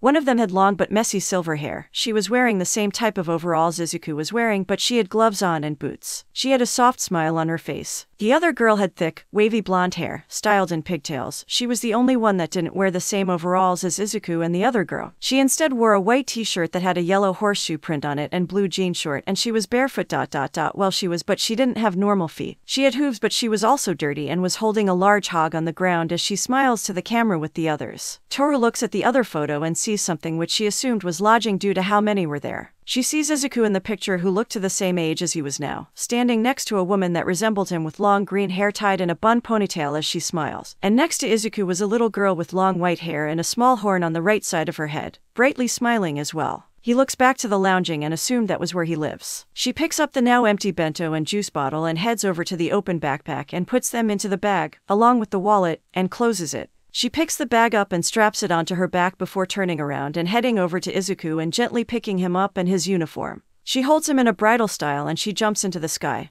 Leaping over all the trees as she enters the city, she lands on a rooftop before she jumps again, leaping over the city and passing many buildings. While soaring in the air, Toru's eyes glow and she starts looking around for the lounging. It took a bit, but she saw it on the other side of the city. She lands on another building and turns her direction and jumps into the air again. After he passed out, I took him to the house and took him to his room. Present Toru says. At lounging, Toru lands on top of one of the buildings and sees that she had arrived. She took a deep breath and exhaled it before taking a whiff of the air, trying to catch a scent that resembled Izuku's. Fortunately, she did find a strong scent that was like Izuku's right at the next building. She leaps toward the building and summons her black wings to float in the air, and reaches a window. She punches the window open and flies into a room. She looks around and saw the room had posters of heroes, wolves, ghosts, and horses, and had a few books on the floor and desk. She sees a bed and heads over to the bed and sets Izuku on it. She then takes the bag off and sets it next to the bed and looks back at the sleeping Izuku. Something came over her. She places her hand on his cheek and started caressing it. This human, this mortal helped her, despite not knowing her that long. This was something she never expected from humans. It remained her of the one other human she met in life. She looks at him and lets a gentle smile appear on her face. See you, Izuku. I'll be back when I'm ready, Toru says. She lets go of Izuku's face and heads over to his broken window. She climbs through it and summons her wings once more. She was about to fly out when she turns to Izuku one more time and looks at him, now making her decision. She jumps out the window and floats next to it. She summons her magical seal and somehow restores the window back to the way it was before. Seeing that her job was done, she turns and flies away and disappears into the night sky. And I left him in his room and headed back to the forest to destroy that sword so no one could use it again. It took me throwing it into the sea, but I got rid of it. After that, I spent the rest of the time in the forest recovering, since that blasted blade did leave a nasty wound on me by the time I recovered. I was ready to meet Izuku again. Present Toru says as the events of her going over to the Midoriya household and meeting the family and Izuku once again, and becoming their maid. And she came to us when we were leaving for school on Monday. Since then, we've let her stay as our my maid, and she comes with me to school. Since today was her first day there. Present Izuku says as the events of the day were replayed. End flashback. So that's the story, I guess. Izuku says. The two finished the story of how they met and they see that the mothers in the booth had tears filling in their eyes. That was so freaking adorable. Caitlin yells, pouring her eyes out from the story before taking a sip of her beer and going back to crying. It was like something out of a fantasy book. A simply mortal boy meeting a dangerous being who really is a gentle soul looking for someone to spend its life with. Anne says. She pulls out a handkerchief and wipes the tears building up in her eyes. That was beautiful, sweetie, Inko says, wiping the tears from her eyes as well. Eri was the same as she was wiping her tears away as well. Izuku blushes and rubs the back of his head. T thanks Mom and Aunties. Izuku says he feels something behind him and he turns to see a dark aura coursing off Pony and Ryuko as they had twitching eyes and expressions of anger in. A hidden one as well, are you, girls, alright? He asks. Yes, I am fine, Izuku. Ryuko says. Yeah. Why you askin'? Pony asks. Well, Ray-chan, the knives and forks are floating in the air above you, and Po-chan. You've got a piece of the table in your hands. Izuku says. True to his words, there were knives and forks floating above Ryuko's head, all aimed at someone with them, and Pony had actually broken a piece of the table with her bare hands. Applesauce, you've seriously got to control that strength of yours. You can easily break something or someone if you aren't careful. Caitlin says, hiccuping. Dear, don't play with sharp things with your powers. You'll hurt someone. Ayan says. That's the plan. Both girls thought in unison. They took deep breaths and calming down. It took a little bit, but they eventually did as Ryuko lowered the utensils back down to the table and Pony put the pieces of the broken table onto it. I apologize, Mother, I let my emotions take over. Ryuko says. Sorry, Ma, guess I got a little angry and lost it a bit. That's all. Pony says. The two glance back to Toru and flash a dark glare at her, which she didn't notice. But still, that's awfully sweet of you to do that, Izzy. And a little X-rated. Caitlin says, flashing a grin that spoke mischief. You sure you want her to just be your maid? Or are you looking for something more? Like a little night play? I didn't think you for that type of kid. She says, causing Izuku to look at her, confused about what she meant until it came to his mind. He blushes madly and shakes his head at her. Auntie, it's not like at all. I just wanted to help her. Izuku stammers, trying to get his point across on his intentions, but Caitlin wasn't buying it. But you invited a girl, a dragon, but still a girl, to your house to live with you. There's got to be hidden things you want from. Are you trying to sneak into her pants? Caitlin asks, making Izuku's blush redden. Fortunately, Eri wasn't listening or paying any attention to the current conversation since Inko placed earphones on her and let her play with her phone. And no, there aren't. Besides, that's something I want. Izuku says, trying to hide from the embarrassment he was getting from his auntie. Ayan and Inko were giving Caitlin a look of disappointment for making Izuku get like this. But I want that. Everyone stopped and slowly turned to Toru, who had a look of seriousness. What? Caitlin uttered, after finding her voice after a bit. The others look at the dragon girl with stunned expressions. Yes, I want Izuku to love me. Because I love him with all my heart. So much that I want to have his kids. Toru says with a tone of conviction and love as she holds her red cheeks and lets out a goofy smile. No one spoke for a while as they were processing her words when, what? Pony and Ryuko shout and shot up from their seats, shocked and hear that confession. Quiet. The manager of the restaurant yells, making the girls. Sorry. The girls say and sit back down. You serious? Ayan asks. I am. Toru says, continuing with what she was doing. Caitlin looks at her for a while until she lets out a smile. I like this girl. She's blunt. Caitlin says with Ayan agreeing, nodding along. Indeed. Ayan says, while they were saying this on the outside. But on the inside was a different story. We seriously need to help our girls step up and claim Izuku before Toru does. The two mothers thought, making plans to help their daughters to claim the boy of their dreams. And the girls were having similar thoughts. I need to step up my hints before Toru takes Izuku.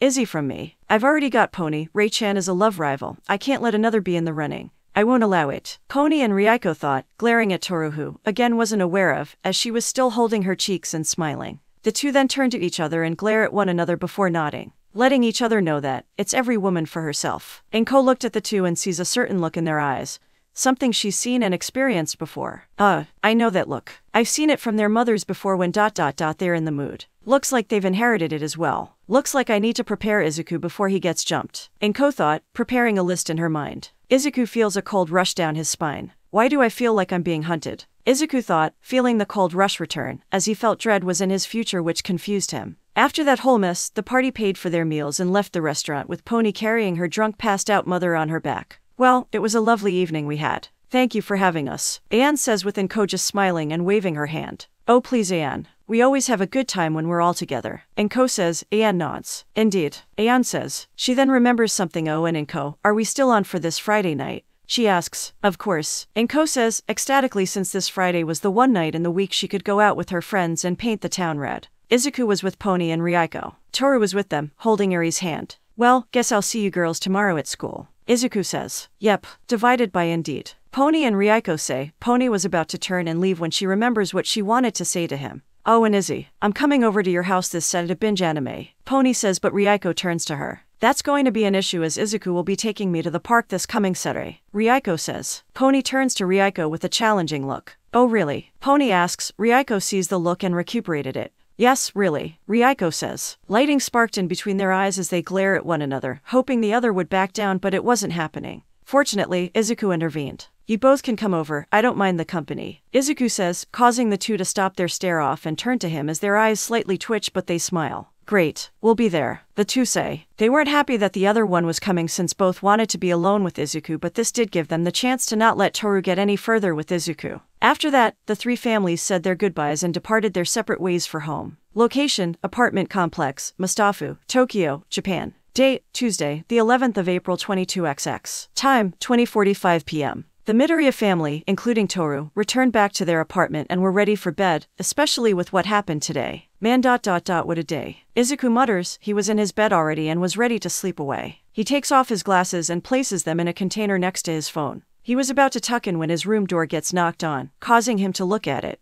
Come in, Izuku says. The door opens and in comes Toru, wearing a large green and white t-shirt that fitted her body well and ended just above her knees. Toru, what's up? He asks. Toru just closes the door behind her and looks at him. Well, I was wondering if I can sleep with you, Toru asks, surprising Izuku. Really? Izuku asks, but I thought you said that dragons tend to not sleep for long periods. He says, remembering the conversation they had on where she would sleep on the first night she was there. I did, but I just thought that I could sleep with you always. Toru says, chirper. Izuku looks at her and sighs, knowing that she wasn't going to leave. He moves to the left of his bed and opens the cover out and pets the empty side. All right then, hop in, Izuku says. Toru smiles. Right, Toru says. She goes to the side and hops into the bed. Izuku takes a remote from the bedside stand and clicks a button and the lights turn off. Izuku lays down on his mattress and closes his eyes to sleep. Toru just had her eyes open and was looking at the ceiling for a bit, but she stops and turns to Izuku. Hey, Izuku, Toru says, causing Izuku to speak, even though he was close to falling asleep.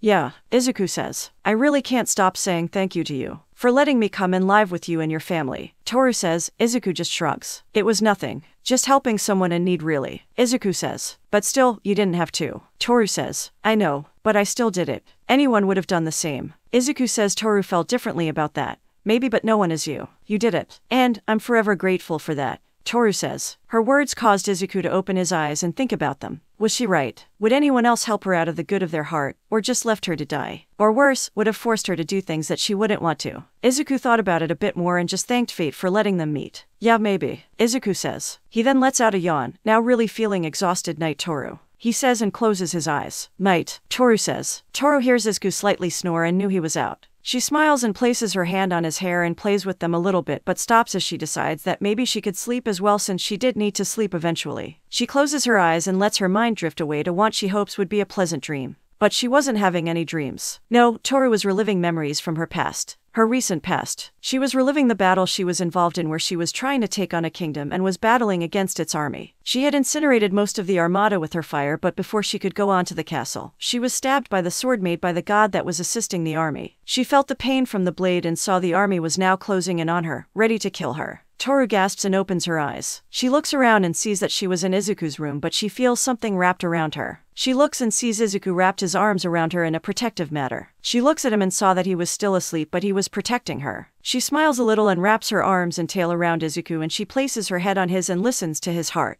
It was soothing to her and she falls asleep, only this time, she doesn't have the same memories replaying. More like her flying in the air and holding hands with Izuku, who had wings of his own. 2 weeks have passed since the night Izuku told the tale of how he and Toru met, and their daily lives were as they could possibly get in a world filled with quirks. Toru was slowly adjusting to her new home, learning everything she as a maid and as a student as she possibly could. There were some hiccups here and there, but all in all, everything was good. Well, at home it was. At school, on the other hand, yeah, I'll just let the story explain. Izuku was at his desk, sitting there not really paying attention to all the noise his classmates were making as they were chatting to one another over useless crap. He feels a tap on his shoulder and turns to see it was. He sees Pony, Ryuko, and Toru standing beside him. Hi, Izzy, Izuku. Pony and Ryuko greet him. Hey, girls, what's up? Izuku asks, facing them. Did you hear about that attack at Tatooine Station earlier today? Pony asks. She had her phone out and shows the article involving said attack at the train station not that long ago. Oh yeah, I also heard about a villain attacking the train station while on my way here. Ryuko says she saw a live stream of the incident. A crappy stream, but it did catch some decent moments. Yeah, I heard about it.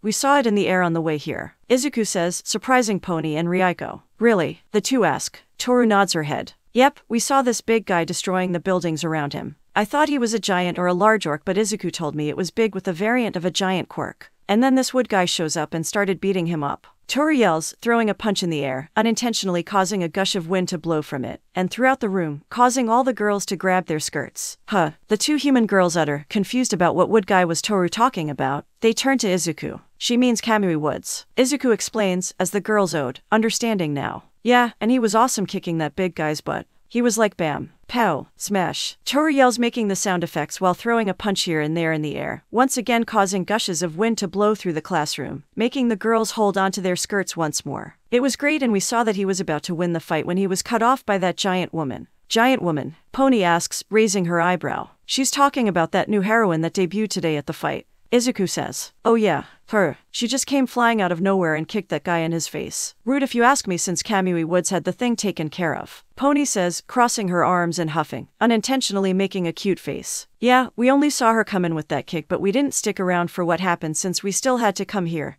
And just flew away. Toru says, right before she looks up what's her name anyway. We never really got it since we were so high up in the air, and the only thing we did here was, I believe her hero name is Mount Lady. Right. Ryuko asks, unsure of the name as the stream she watched the attack off from didn't have great sound quality. Pony takes out her phone and quickly looks up the, yeah, I think that's it. Although, she looks like she's in this for the model side than the heroic side. Yeah, I can see that. Also, Izzy, has Toru been reading any of the manga I gave you? I'm sensing some vibes from her. Pony asks, making the green glasses wearing haired boy look at her and nod as he takes off his glasses. Why yeah, I caught her reading JJK the other day when I got home from the library. She's been reading a bunch of manga from my collection, and she's starting to enjoy them, Izuku says, rubbing his eyes. Pony slowly nods, understanding. I can see that. Pony says, looking at Toru, seeing her whistling innocently. Good, and after that, I'll introduce her to the wonderful world of memes. Ryuko says, with Izuku looking at the pale gray-haired teen. Please don't. She just discovered TV and anime and she's been binge-watching stuff for days now. I can't even focus on reading without hearing an opening to a show. Izuku says. You can't stop me, Izuku-kun. You know nothing comes between me and memes. Ryuko just says as she was smirking, with Izuku just groaning, knowing that she would eventually show Toru memes. He just hoped that she wouldn't understand what they were and forget about them. Eventually, the homeroom teacher enters the class with the other students heading to their seats. All right, listen up everyone. It is the right time for all of you to think about your future. The teacher says, walking to the front podium while holding a stack of paper. Now, I want all of you to turn in your career documents ... but I think all of you have the ambition of becoming heroes, right?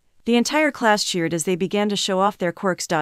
well, except for 4. Izuku just sighs and looks out the window while Ryuko and Pony roll their eyes at their peers using their quirks indoors, especially one of them shooting out fire with one of her fingers, while Toru was confused by everything. Idiots, they forget that there are laws that say you shouldn't use your quirks in class or school, unless the school has a quirk allowance license.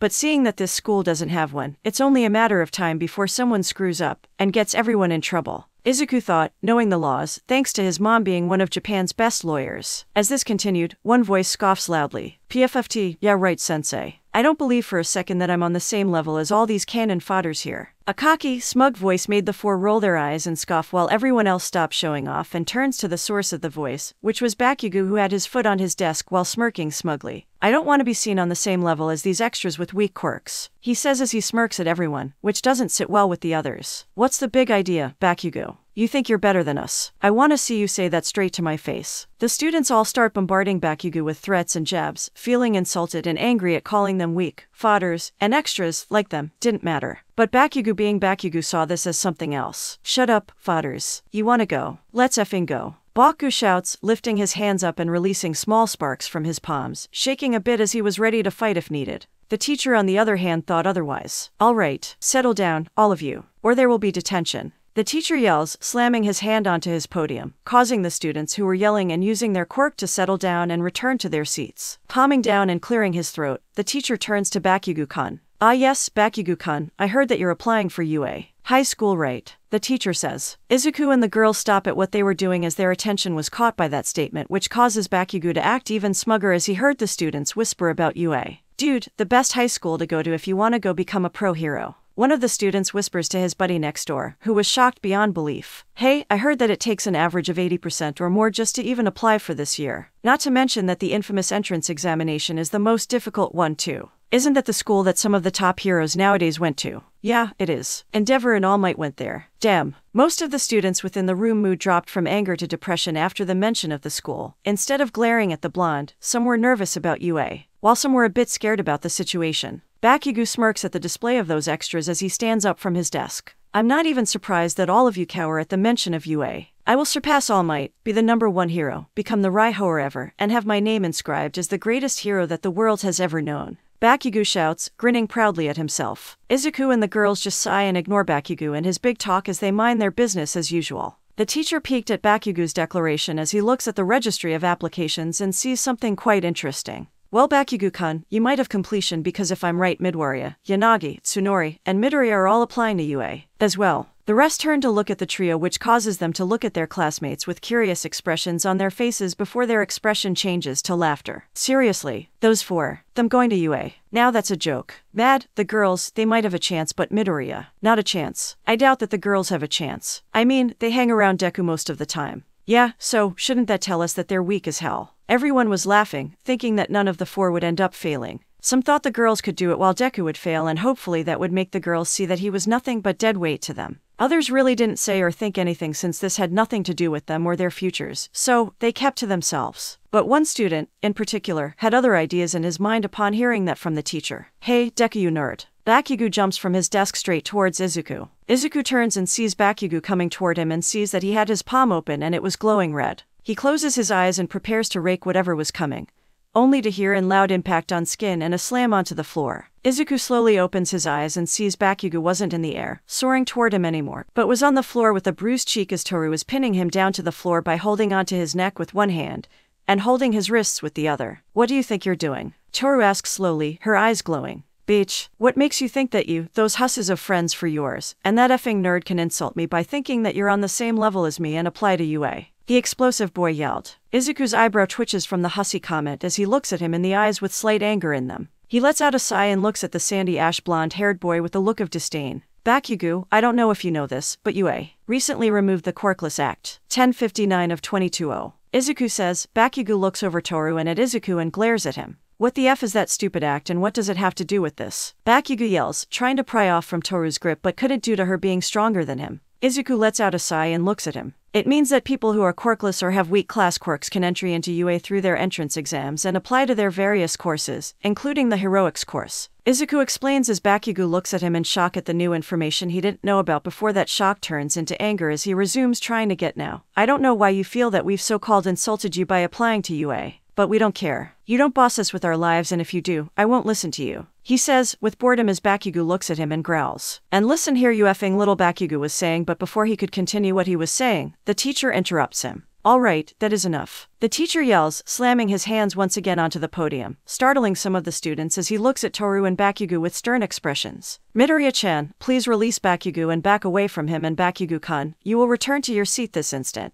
He says. Toru just looks at the teacher for a bit before turning to Izuku, who looks at her for a bit before reluctantly nodding at her, signaling her to do as told as she lets out a heavy sigh and looks down at Bakugo and gives him an intimidating glare, daring him to do something as she releases her grip onto his neck and wrists. Bakugo lets out a series of small coughs before he stands up and glares angrily at Izuku. This isn't over, Deku. Not by a long shot. Bakugo whispers at the boy before she turns around, proceeding and walking back to his desk. Izuku just sighs and shakes his head. Knowing you and your ego, I know that you're not done with us. Izuku thought, knowing that Bakugo keeps his promises and will come back at him. So, he just puts that in the back of his head and listens to his teacher as he starts the morning lesson. Location, somewhere in a shopping district, Mustafu Prefecture, Tokyo. Somewhere else in the Mustafu Prefecture, people were busy spending their time in a shopping district, buying various food items or lunch when chaos erupts. Someone help, stop that thief. Someone yells as a pile of gooey sludge with eyes in the shape of eggs and sharp teeth slinked away, carrying severely stolen goods in its body. You can't catch me. This sludge thief yells while laughing with his voice as gross as his appearance as people begin to panic and scatter away from the scene for protection while knocking over things such as tables, signs, and some other people. Someone is coming to help us, right?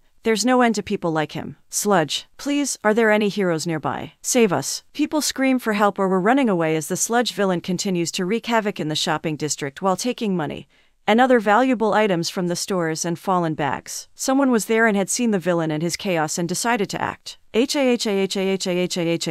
No need to feel fear, citizens. There is indeed an end to scum like him because I am here, shouted a loud, heroic voice. Everyone stopped and turned to where the voice was and their eyes widened in surprise. Look there. No way. That can't be him. Is that? The villain had heard the voice and stopped as it was trembling as it had recognized the voice well. It slowly turns around to where the source of the voice. And no, not you. Anyone else but you. The sludge villain shouts, fear feeling into his wet body as the person in front of him smiles. Prepare yourself, villain, for justice has come to deal with you. The person yells before he rushes toward the villain with a raised fist. Time skip. Location, Aldera Junior High, Mustafu Prefecture, Tokyo, Japan. Time, 15:05 p.m. The end of the school day. The last class of the day had ended and everyone was on their way to do their own things in the city, heading home or having remained in the building for their school club activities. As the students were leaving their homerooms, Izuku and the girls were still inside, packing their things so they could head home. Izuku was packing his bag as Pony approaches him. Hey, Izzy. Pony calls to him, gaining his attention as he turns to her. Yeah, Pony-chan. What's up?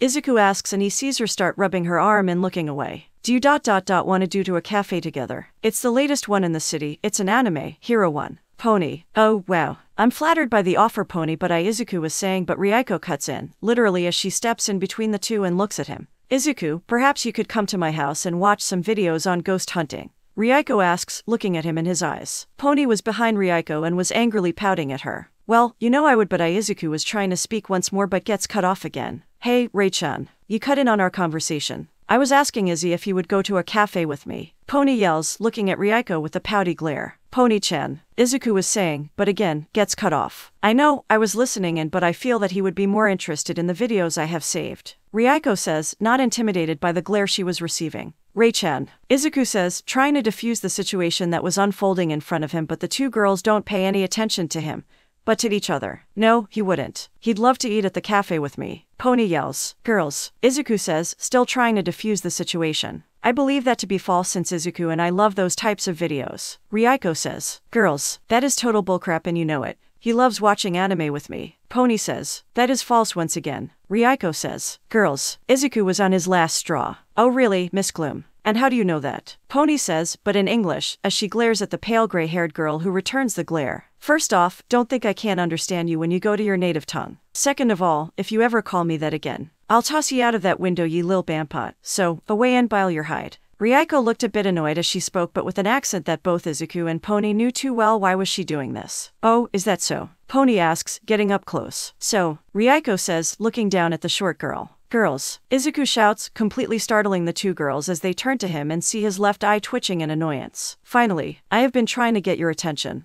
God, you girls always do this. He says, sighing as he runs his hand through his hair. Pony and Ryuko actually felt embarrassed about the way they were acting toward one another as Izuku looks at them with an apologetic expression. Sorry girls, but I can't do either one of those things today. My mom invited some guests over for dinner to introduce Toru to them and asked me to go into town and pick up some stuff for the dinner. He says, looking at the two as their eyes widen in surprise. Oh, the two utter, now seeing they were taking things out of hand when Izuku couldn't come with either one of them. Right, sorry, they say, rubbing their arms. It's fine, you couldn't have known about it either way. But we can do those things later in the week. Izuku says, and Pony and Ryuko peel at this. Really? The two say with Izuku nodding. Yeah, all four of us. Me, you girls, and Toru. Izuku says, letting out a smile as he closes his eyes. Due to this, he misses the dark look the two girls had gained upon hearing. Yeah, that's great. Pony says, with a forced smile. Yes, indeed it is. Ryuko says, mirroring the smile Pony had. That was their dialogue outside. In their minds was another tale. Dagumet, curses. Why might she always be included in any activities me and Izzy do? And why should Toru come along as well? The two thought, annoyed by the fact that either one was going to join in on their date, that they wanted to go with him. But that was out the window once Izuku wanted them to hang out together, and to make matter worse, he included Toru into things, making it harder of them to get some alone time with him.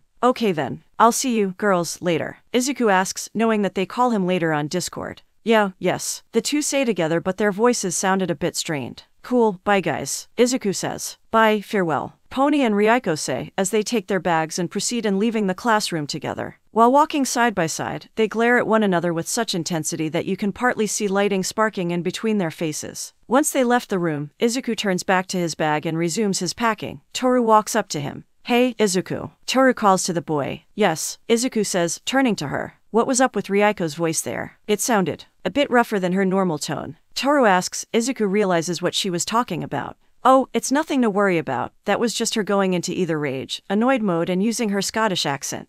Izuku says, turning back to his bag and packing in the last items into it as Toru looks at him, more confused than previously. Huh, Toru utters, raising one of her brows in confusion. What's Scottish? She asks. Izuku packs in his pencil case and turns back to her. It's an ethnic group and nation natives to Scotland, a country somewhere else in the world. Her father is originally from that country while her mother is Japanese and from here, so she's half Scottish, half Japanese. She inherited her father's speech patterns when she was younger while she lived in Scotland for a bit before moving here due to her mother's occupation. I can remember the first time I heard her accent. Izuku says, smiling and looking up as he was reminiscing back to the day he and the others were at Ryuko's house, and were watching an old Western horror movie about a clown taking kids away in the sewers. One scene in practical frightened to the point where Ryuko started screaming in utter gibberish that Izuku and Pony couldn't understand until the pale gray-haired girl calmed down and explained what had happened. The two swore that they'd never make fun of her and his accent as she was afraid about others finding out about it and laughing at her for it. There were times back in their childhood and nowadays when Ryuko slips and goes full Scottish and goes into a cuss storm when angered or annoyed. Pony was the same but in American English and only they and their families could understand what she spoke. Oh, I understand now. It's like a warlock chanting out curses upon his enemies, Toru says, with Izuku blinking at her after that example. Sort of. But yeah, just like that. Izuku says after processing and taking the last item off his desk, a notebook, and was about to put it in his book when a hand snatches it out from his hands. And where do you think you're going, Deku? A voice speaks as the two look up and see Bakugo with two of his friends next to him with the blonde holding the notebook in his hands. I said we're not done talking. So, let's talk. He says as Izuku sighs in frustration to himself for not leaving sooner. Bakugo ... Can we not do this today? I've got things to do. So, just give me back my stuff and let me leave. Izuku says. Oh, hear that. Deku doesn't want to talk to us. One of the friends says with a mocking, intimidated voice. What the hell is this? Bakugo asks, talking about the notebook in his hands. He looks at it and sees its title. Hero Analysis for the Future number 13. He reads out the title as his two friends laugh at the name. Don't tell me you're taking notes on how to be a hero. Bakugo asks, smirking at Izuku. Yeah, really pathetic. Shut it, Beach. Bakugo yells at Toru. He looks back at the notebook and does something Izuku and Toru weren't expecting. He blows it up in his hands and tosses it out the open window behind him. Izuku runs to the window and looks down to see where the book had landed and saw it had landed in a pond just outside the side of the building. Izuku turns around and faces Bakugo as he glares angrily at him. What the hell, Bakugo? Izuku shouts while Bakugo ignores his shouting. Listen, Deku, the top pros all over the world come from city backgrounds and rise to the top of the mountain as number one. And I plan on doing the same when I go pro after getting into UA. They'll know I'm legit and good. That's not my ego talking, I'm just that damn good. Bakugo says with a smirk, as if he was right about what he was saying. Yeah, right. Izuku thought, with a deadpan expression, not ever intimidated by Bakugo's words while he was still pissed at him for what he did. Ego much? Friend 1 thought with a sweat drop running down the side of his head. Cocky much? Friend 2 thought, mirroring his friend with his sweat drop. Geez, and I thought D-Drake, Albino, and Bahamut were egotistic but this human somehow puts theirs to shame. Toru thought, remembering the 3 dragons who she fought along and against in the past. They were prideful and cocky but seeing this human in front of her had a larger ego, and pride that those 3 combined, and theirs were large than this city. So, here's some advice for you. Bakugo says, placing his hand on Izuku's shoulder and gives the glasses-wearing boy a friendly smile. You, this beach, and those other beaches you call friends don't apply to UA. Or else, he says, igniting a small explosion on Izuku's shoulder, trying to prove a point to him on what would happen if he didn't. But to his surprise, Izuku didn't flinch at the explosion or at his words as he stares at Bakugo with a dead look. Okay, so, I won't listen to that advice so you can take it and shove it elsewhere, and I'll continue on my way. Thank you, gentlemen, and goodbye. Izuku says as he pushes Bakugo's hand and walks away from the 3 while talking his bag along and starts making his way to the exit with Toru following close behind. Bakugo grits his teeth after seeing Izuku wasn't even intimidated by the advice, and was going to continue with his application to UA. He had to do something to stop him and the others from doing it so he could be the only one from this crappy school to go to UA. And then the rest would be easy. He then gains a thought and smirks as he turns to Izuku and Toru. You know, if you really want to be a hero that badly, there actually might be another way. Bakugo says as Izuku and Toru stop walking to the door and turn back around to the 3 as Bakugo just says something so inhuman. Just pray you'll be born with a quirk in your next life and take a swan dive off the roof of the building. He says with a nonchalant tone as he closes his eyes and smiles. Not noticing the horrified expressions of his friends, Izuku and Toru as they look at him in shock and horror at what they just heard and how he spoke. Izuku's bangs lower and start shadowing his eyes as he looks down and clenches his fists. What did you just say? Izuku asks slowly as a dark aura started to form around him, with Bakugo opening his eyes and looking at him. Huh, didn't you hear me? I said, take a swan dive and GAH. Bakugo was saying, but he unexpectedly gets interrupted when Izuku rushed at him and delivered a heavy punch to his gut, knocking the wind out of him. Just before he could process what just happened, he suddenly gets flipped through the air and slams onto the hard floor back first, causing him to gasp out for air, and lets some of his spit to fly out as he is then pinned to the floor by a foot and his arm held out in the air by Izuku in a hold. What the F is wrong with you? Did you seriously just suicide bait me? You stupid effing trash. Izuku yells as he delivers a kick onto Bakugo's abdomen, causing the blonde to groan from the hit as Izuku continues to pin him down. Don't you ever say sit like that to me again or to anyone else, and if I do hear that you did said that to someone else or in front of me again, I swear to God, I will smash your face into a car windshield, then take you to the curb, place your teeth onto said curb and stomp your head into it, and then burn your body into ashes, turn your ashes into a vinyl record and play you while I make my sister dinner. Do I make myself clear? He shouts, glaring at the boy below his foot. Bakugo moves his head to look at Izuku and glares straight at him. Listen here, you little. Bakugo was trying to speak, but a foot planted into the side of his ribs, causing him to cry out in pain while Izuku twists his arm, not to the point where he'd break it but close to it if he pushes him further. I asked you if I made myself clear. Izuku shouts, twisting the arm a bit more, to an angle that it wasn't supposed to be in, which causes Bakugo to cry out further. Why yes. Bakugo yells, biting back a yelp of pain as Izuku releases him and moves away while Bakugo lets out a series of coughs when Izuku removed his foot. Good, Izuku says. He cleans himself off and looks back at the blonde one more time. Don't say sit like that again, or I will destroy you, Izuku says, letting the threat hang in the air as he processes back, leaving the room. Bakugo slowly recovers as he sits up and rolls his arm, trying to get the pain to fade away. He glances back at Izuku's back, seeing it move further away from him, and he grits his teeth in anger. How dare that effing nerd do that to me, Katsuki Bakugo, the next #1 hero. Bakugo thought he was angry that the fact that Izuku had him beaten and pinned to the floor, and doing so with little effect. This would not stand with him. Looking back at the nerd, he sees that Izuku was close to the door and was about to leave. He suddenly gains an idea, and grins at the thought of it. This will put the nerd back in his rightful place, under my shoes. He thought. He gets up and places his arms behind him as small explosions go off from his palms. He ignites one large one and takes off, soaring toward Izuku. He places one of his hands in front of him and aims at Izuku with the palm glowing brightly, indicating that he was about to let out an attack. Effing die, you effing little GAH. Bakugo was yelling as he was about to let the attack out, but he gets clotheslined out of nowhere by Toru, which sends him flying back to where he originally was and hits his head on the side of the desk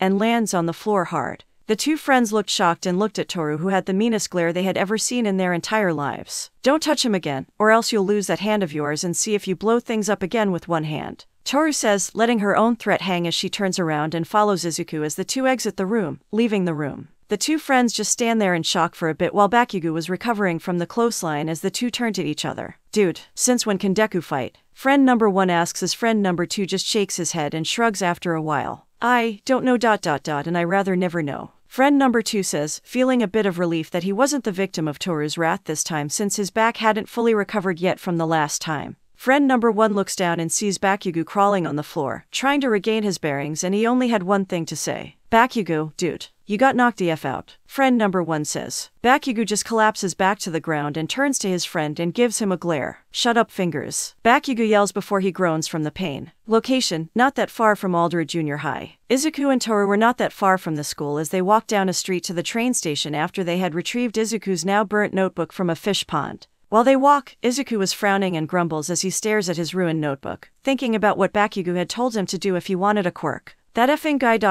who that hell does he think he is to say something that mess to me, to a effing human being like him? Who gave him the right to say sit like that or treat me like he has for the last 10 years? Izuku thought, eyebrow twitching in anger. Toru looks at him and sees the expression he had. Izuku. Toru calls out to him, as she was about to place her hand on his shoulder, but before she could, Izuku turns to her and glares at her. What? Izuku shouts, angrily as Toru flinches and retracts her hand in fear. Izuku sees Toru was frightened and he realizes that he shouted at her for no reason, and felt bad for it. Oh, man. Toru, I'm so sorry for shouting at you. I shouldn't have, he says in a sincere tone, with Toru seeing he meant it and nods. It's fine. I'm just worried about you, Toru says, looking worried as she turns to him. Are you okay? She asks, lacing her hand on his shoulder as Izuku just lets out a sigh and shakes his head. No, I'm not. I'm so mad right now. Izuku yells, grabbing his hair. About what that human said to you if you wanted a power. Toru asks, knowing why as Izuku nods and lets go of his hair. Yes, that guy I don't even recognize him anymore. I don't know what happened but he's not the same guy I have known most of my life. Izuku says, sighing with Toru looking at him in disbelief. What? Toru asks and Izuku just nods. Believe it or not, that guy was a decent person when we were younger. Sure, he was arrogant and a bit of a jerk, but he was my friend the only one I can relate to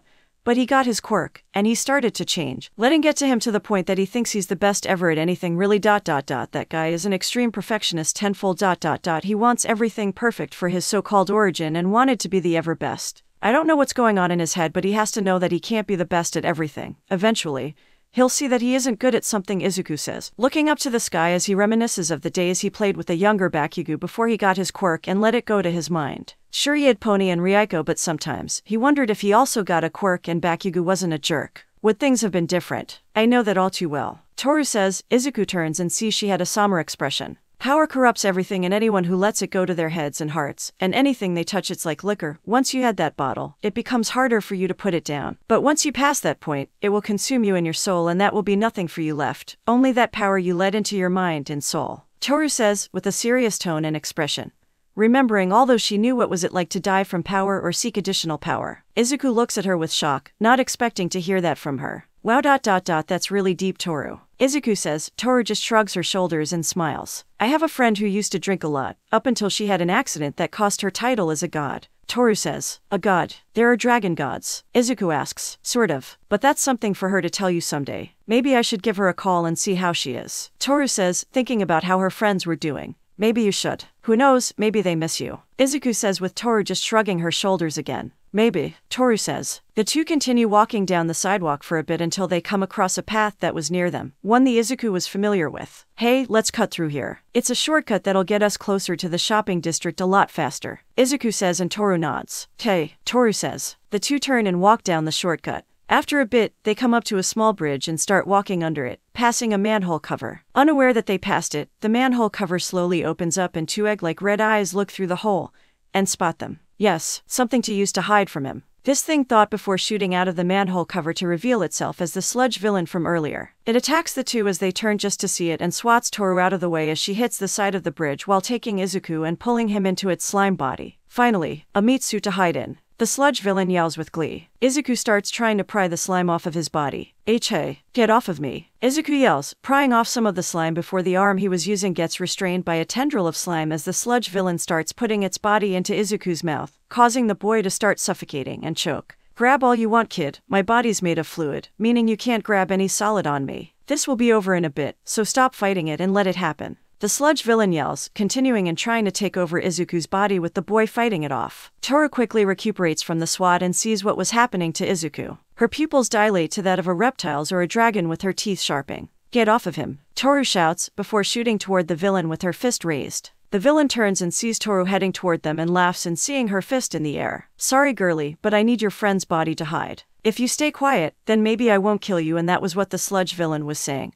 But he couldn't finish as Toru's fist connects to its body, causing it to explode and spatter all over the area from the force of the attack. When the slime imploded, Izuku was in the air for a bit before he starts to fall, but before he could hit the ground, he was fortunate enough for Toru to catch him. She lowers him to the floor and looks at him. Izuku, are you alright? Toru asks, worried for the boy as he lets out a series of coughs. Cough, why yeah, I'm fine. Izuku utters, taking in deep breaths as Toru sighs for relief. Oh, thank goodness, Toru says, smiling. Before they say or do anything else, the manhole cover opens up again with something large jumping out from it, altering the two as Toru stands in front of Izuku for his protection. Fear not, citizens. Hope has arrived. A loud voice yells as the two see a very large man, with an equally muscular and well-defined physique. He has chiseled features on his face with a strong jawline, pronounced cheekbones, and bushy blonde eyebrows. He has short blonde hair, swept backward with two distinct tufts that stuck up above his head, leaning slightly to each side. His strong features were casting a dark shadow over his face, hiding everything but his bright blue eyes. He wore a simple white t-shirt with green pants and brown boots and a belt with a silver belt buckle. He also had this bright big smile. Upon seeing this man, Izuku's eyes nearly popped from their sockets, and almost dropped his glasses as he recognizes this man.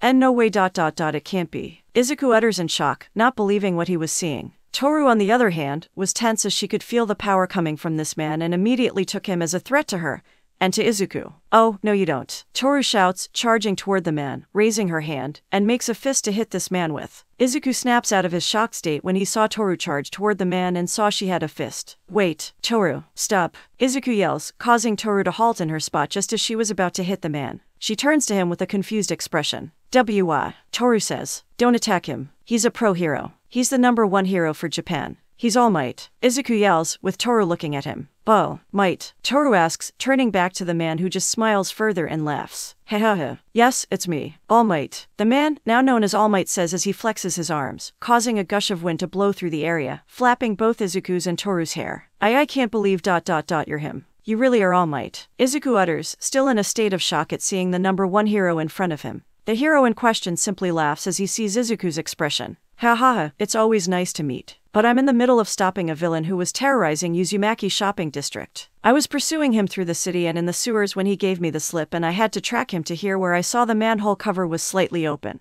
Do you know where he went?" All Might asks. "You mean this guy?" Toru asks, pointing to the wall as All Might turns and sees a large slime spattered on the wall. Soon, he took notice of the area and see most of it was covered in the slime. I see that you've already stopped me. Nice work, kids," All Might says, throwing a thumbs up to the two before looking at them with a serious look. "Normally, I'd have you both arrested for the use of your quirk, but since only the three of us here and there isn't any damage to the area or bridge whatsoever, I'll keep this a secret and let you two off with a warning," he says. "All right," the two yells. "Now, will you help me gather up the villain and place him in these bottles?" All Might says, pulling out 2 plastic bottles from his pants pockets. "Sure," Izuku and Toru say as they help All Might gather up the unconcise villain. It took some time due to the villain's slimy body slipping through their hands and fingers, but they were able to place him in the bottles with both of his eyes in each one, with stars spinning in them. "Thank you two for your help. I much appreciate it," All Might says, smiling as he places the bottles into his pockets. "It was no problem, All Might. Really," Izuku says, smiling at the man. "Yeah, it was no big deal," Toru says, shrugging. "Welp, I've got to get going. Need to get this guy to the police so they can take care of him," All Might says, patting the bottles. He turns around and crouches down as he prepares for a leap.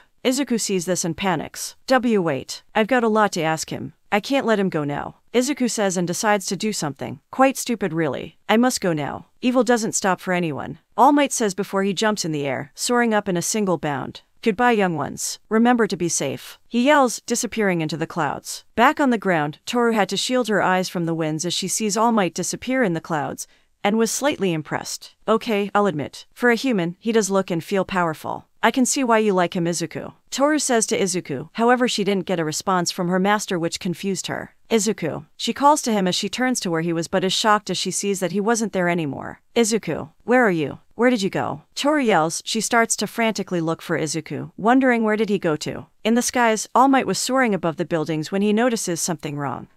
All Might hums, feeling something was dragging him down a bit on his right leg. He looks down and sees Izuku had latched onto his leg. His eyes and mouth were flapping wildly in the wind while his glasses were somehow on his face. Hey, let go. I love my fans and all, but this is too much," he says, trying to pry Izuku off from his leg, but the boy clanged onto the limb. "No way, man. If I let go, I'll die," Izuku yells, causing All Might to stop and think for a moment. "Oh, that's a good point," All Might says. "I just want to ask you some questions. Something really important. You're my favorite hero of all time, All Might. The first in my top 10 list in Japan. So, please, let me ask you this question," Izuku yells. After hearing that, All Might couldn't help but sigh. "Fans. All right, I get it. Just be quiet and close your eyes and mouth. We don't want people below to notice us," All Might says as he looks for a building to land on, but he lets out a cough as blood was leaking past his teeth. "Sit," he thought. As the two flew through the air, they had not noticed that the 2 bottles that held the sludge villain had fallen out of All Might's pocket and were falling down a part of the city. Down below the city, Bakugo and his 2 friends were walking down an alley as Bakugo was holding his head with a can of soda. "Dude, that was rough," friend #1 says as he turns to Bakugo and sees him grumbling something under his breath. "Weren't you and Midoriya good friends back when you were kids?" he asks. "Yeah, I mean, you were a lot harsher to him than before," friend #2 says as. "So what? He's nothing more than a pebble in my path to be #1. It's his fault for getting in my way. And how is it? The guy wants to be a hero. How is that getting in your way? All he did was mind his business and hang out with his friends while you go out of your own way and belittle for dreaming. If anything, you're the one who gets in his way just so you can beat him up," friend #2 says. "Shut up." Bakugo roars as he kicks 2 bottles in the air as they soar out of the alley and into the streets as someone was passing by the entrance to the alley. Back in the alley, Bakugo turns back to this friend and glares at him. It's his fault for dreaming something that is impossible for someone like him. Someone has to teach that worthless nerd how the world really works, and put him in his rightful place in the world. As a worthless nobody, he shouts as friend number 2 glares at him. Oh, and telling him to kill himself is putting him in this so-called place. That's really heroic of you, Bakugo. Real heroic. Friend number 2 says with sarcasm, something Bakugo quickly catches and stands up to the taller teen. Oh, what's this all about? Do you like the nerd now? Bakugo asks the teen, who just scoffs. No, I don't like him, but I'm not going to tell someone to go and off themselves just because I don't like them. That's effed up on all levels and it's heartless. Friend number 2 says. Bakugo was getting angry and was about to do something when he gets cut off. Hey, the 3 turn and see a girl their age in her school uniform entering the alleyway, holding the 2 bottles in hand while having an enraged expression as she glares at them. What? Bakugo yells at this girl. Are you the one who kicked this? This girl shouts, holding out the bottles at them. Yeah, so. Bakugo yells. You a hoe. This hit me on the head when I was walking by this alley. The girl shouts as she tosses the bottles to Bakugo, who uses his quirk and blows the bottles up to the side as he glares at the girl. You bitch. How dare you throw shit at me? Why Bakugo was about yell and do something when they all hear something on the side. Something bubbling as if water was gathering together. They look and see slime gathering and building itself up.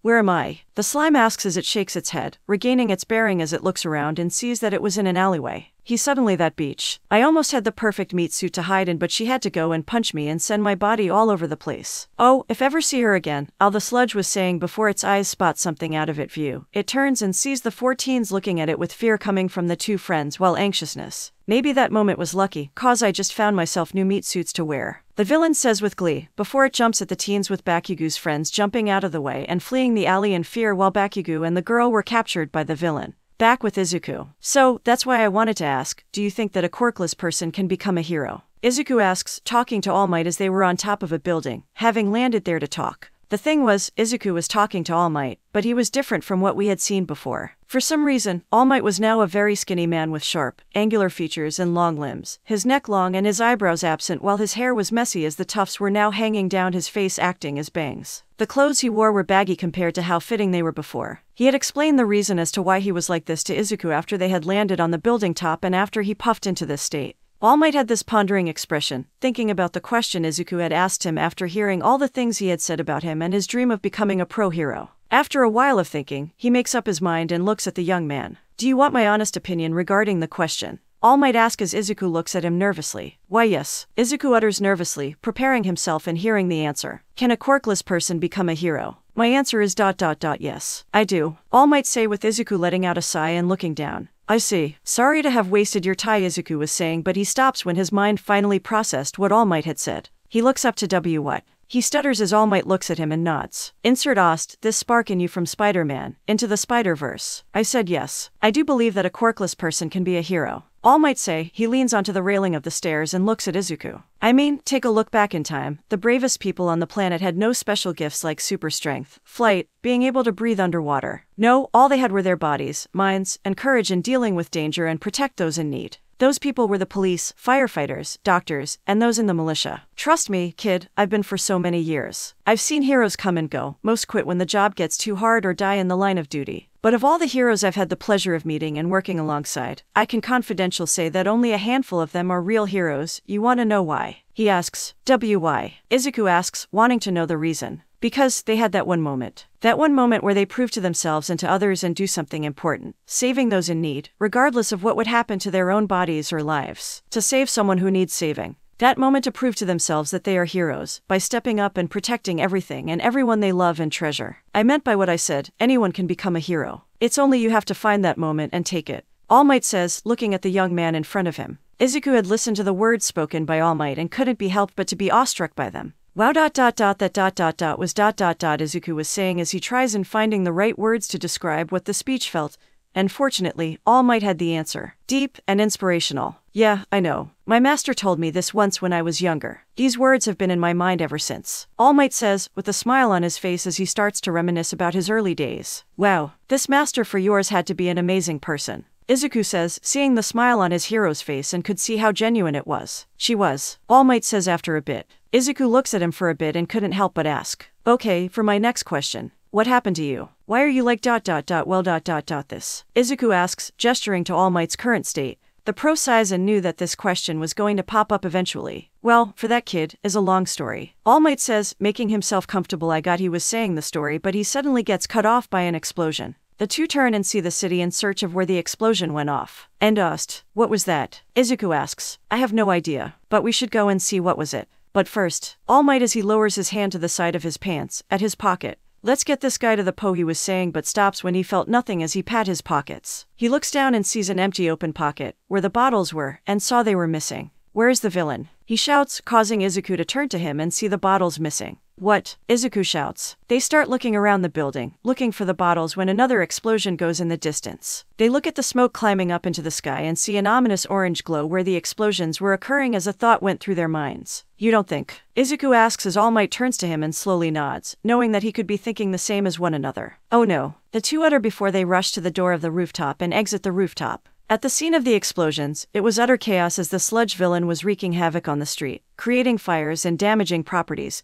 as a crowd was watching the carnage while a few pro heroes trying to stop this villain. This is amazing. I love these quirks for yours. They're so handy in doing destruction. Say, wanna be my partner in crime and takes over this city. The villain asks the two trapped teens with its body. The teens were Bakugo and the girl from before. She had teal eyes and long, ginger hair that she tied into a high ponytail on the left side of her head. Her bangs were split into 3 clumps around her eyes, and some of her hair sticks up in large tufts on the top of her head. The girl had managed to get one of her hands free and is able to pry off the sludge from her mouth as she looks up to the villain and glares at it. Hell no. Why would I help you? The girl yells. The sludge looks at her. Oh, that's unfortunate. But who needs your opinion when I'm in control and using you as a tool? The villain laughs as he forces his slime onto the girl's mouth again and forces her to activate her quirk once more and start destroying more of the surrounding buildings while making Bakugo use his quirk and exploding the buildings and creating more fire. Damn, this guy really making it hard to get to him. One of the heroes yells, trying to get to the villain and the teens but couldn't due to the heat of the flames. I can't use my quirk in a narrow street like this. Another hero yells as she tries to grow into a giant and perhaps to stomp on the villain but couldn't due to the size of the street. Another hero tries to go for the villain but the flames were making it hard for him due to his quirk and outfit. I can't get to them without burning myself in the process. The hero yells before turning to another one. Backdraft, can't you do anything? He asks but the hero he was looking at shakes his head. I can't. I'm busy taking to keep the flames in this street and not jump over to the rest of the buildings, the hero says, spraying some of the buildings with water. Sit. What are we going to do now? The first hero yells. The only thing we can do is wait for another hero with a suitable quirk that can deal with this creep. One of the other heroes says. Meanwhile, in the crowd, both Izuku and All Might had arrived at the scene. They look onto the scene as the crowd was talking. Isn't that the villain that was wrecked up Uzumaki district earlier? Yeah, it is. Did All Might chase him through the... What? All Might. This guy got away from him. Do you think something happened to him? As the crowd was talking about the villain and All Might, the hero in question was grabbing onto his shirt in frustration. Damn it. Of all the times for a villain to attack, is when I'm out of gas and be utterly useless. All Might thought, gritting his teeth at seeing two people in danger in front of him and he couldn't do anything about it. I'm worthless, he thought. Izuku meanwhile, was beating himself up for this. Oh no. What have I done? Izuku thought, holding his hands to his mouth. If I didn't jump onto All Might's leg and cause the bottles to fall out and none of this would have happened. Why did I jump? Why? He thought. He looks on and sees Bakugo and a girl he'd never seen before were trying to break free but couldn't as their quirks were being used by the villain. While Bakugo wasn't facing the crowd, the girl was as she turns to the crowd and had a look of help coming from her eyes, pleading with them for help. Izuku's eyes widen in shock at seeing her eyes as the world around and the noise fades away, and he could only hear his own heartbeat as he watches the girl's expression. And the unexpected happens. He breaks out of the crowd and starts running into the street toward the villain. Insert Ost, you say run from Boku no Hero Academia. Stop, you fool. You're going to get yourself killed. One of the heroes yells at Izuku, who doesn't listen and still runs toward the villain in a panic as he thinks about what he was doing. What am I doing? Why am I running? Why can't I stop my body from moving? Izuku thought. The villain sees him running toward them and quickly recognizes him. Oh, it's you again. Back for some more. The villain yells, turning to Izuku and preparing to attack the boy who sees this and panics. Think, you idiot, think. What would a hero do? No, what would I do? Izuku thought. He looks at the villain, hoping for something that could be something to use against it, and he spots that very thing. It's 2 egg-like eyes. That's it. Go for the eyes. He thought as he sees a stick and a burning piece of debris. He grabs the stick out of the debris and sees it was burning at the end of it and gains an idea. Hey Slimy. Izuku yells, gaining the villain's attention. Catch. He yells, throwing the burning stick at the villain, catching it off guard as the stick flies through the air, and hit the villain's eyes with the burning end. My eyes. The villain roars, screaming from the pain, but that was the moment Izuku was looking for as he runs to the teens and starts to try and get them out by prying off the sludge around them. Bakugo turns his head and sees Izuku, trying to pull the sludge off. Deku, Bakugo thought. The girl managed to enlarge her hand and pries the sludge around her mouth, allowing her to breathe properly again as she turns to Izuku.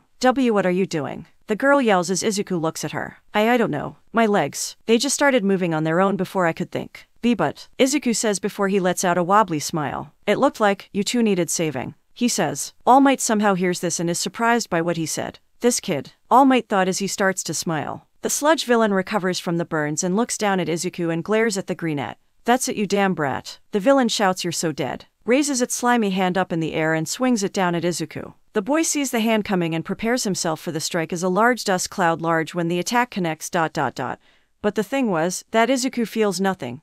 He felt the force of the hit, but he didn't feel any pain, which, Izuku, a familiar voice yells in front of him, causing Izuku to open his eyes and look at who was in front of him as utter relief fills his body. There you are. It was Toru, holding the sludge villain's hand with little difficulty. Toru, Izuku shouts, looking at the dragon girl in front of him as she looks at him and smiles. I've been looking for you everywhere. What were you thinking? Disappearing and leaving me behind. Toru says, smiling at him before she feels a tug from the hand she was holding. She turns around and looks at the villain who was trying to pry its hand from her. It's you again. She utters, giving the villain a menacing glare as her irises and pupils start to glow. The villain sees her and recognizes her as it starts to shiver. Wait, and no. Not you. Not you again. The villain yells, trying to get its hand away from Toru and run away from her, but she refused to let it go as she turns to it with her bangs shadowing her eyes. You were trying to hurt my Izuku. For that. Toru mutters as she slowly raises her hand up, making it into a fist, which causes the villain to freeze in fear as flashbacks appear to its eyes from earlier. Toru lifts her head up and grits her teeth at the villain. You will pay. She yells, bringing her fist down onto the villain's body, causing it to start being pulled away from the pressure. The villain tried to get itself together and fight against the pressure, but it was getting too much for it to handle as it struggles back while bubbling up.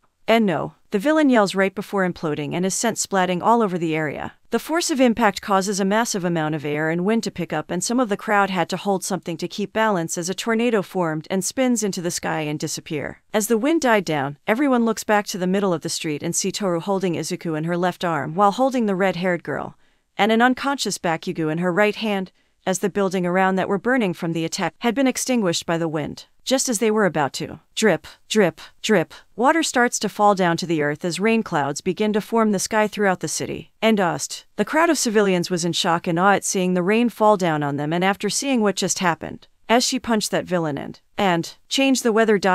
With one punch. Holy crap. That girl is strong. Some of the crowd chatted, talking about how powerful this girl was and comparing her to All Might and his strength. The pros then started to act and gather up the villain who was out cold from the blow, while some were looking over the burnt or destroyed buildings, looking to see if there were any people still in them. While for Izuku and Toru, you idiot, why did you go and do something like that? What would have happened if the villain attacked you with a great force? A hero yells at Izuku as he and the other heroes were scolding Izuku for running into a villain scene. Toru was also there near Izuku, watching this as she grits her teeth in anger at how these people were yelling at her Izuku for doing something right. The medics were taking Bakugo to a nearby hospital for observation and treatment, while some were attending to the red-haired girl who was getting praised by other heroes for her bravery, but she was ignoring them and was looking at the two getting yelled at. The hero yells at Izuku and then turns his attention to Toru. And you, just what the hell was that? The hero asks, glaring at her. Doing the right thing, Toru says, making the hero look at her as if she wasn't intimidated by his glare. What was that, girlie? The hero asks. I did something right thing, saving my friend from danger before he could get hurt or worse, Toru says. The hero looks at her in anger at her attitude.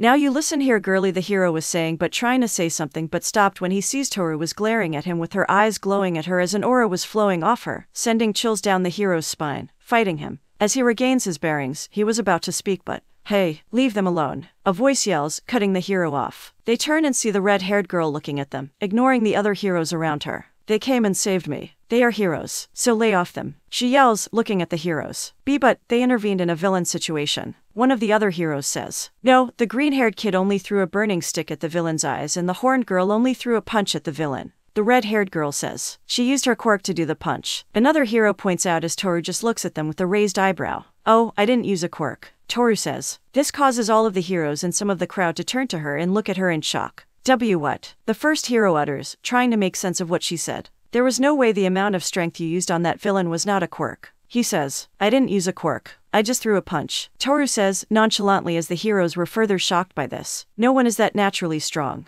Another hero yells, not believing this at all. I am. Toru says, with a nonchalant expression. The heroes look at her and could see that she wasn't lying, which threw them into a bind. They couldn't arrest either of the two since they never used a quirk, but they couldn't exactly let them go due to them intervening in hero business, even if they saved the day. After some time, the first hero lets out a sigh and looks at the two. Fine. We'll only let you two go with a warning. That is if you two don't do anything like thing again in the future. All right. The hero asks with Izuku and Toru nodding. Yes, yep. The two say as the hero nods. Good. Now get out of here. The hero says before turning around and walking toward the scene to assist in anything. The two teens just look at the hero leave before turning to each other and shrugging their shoulders as they just gather their things and start leaving the area.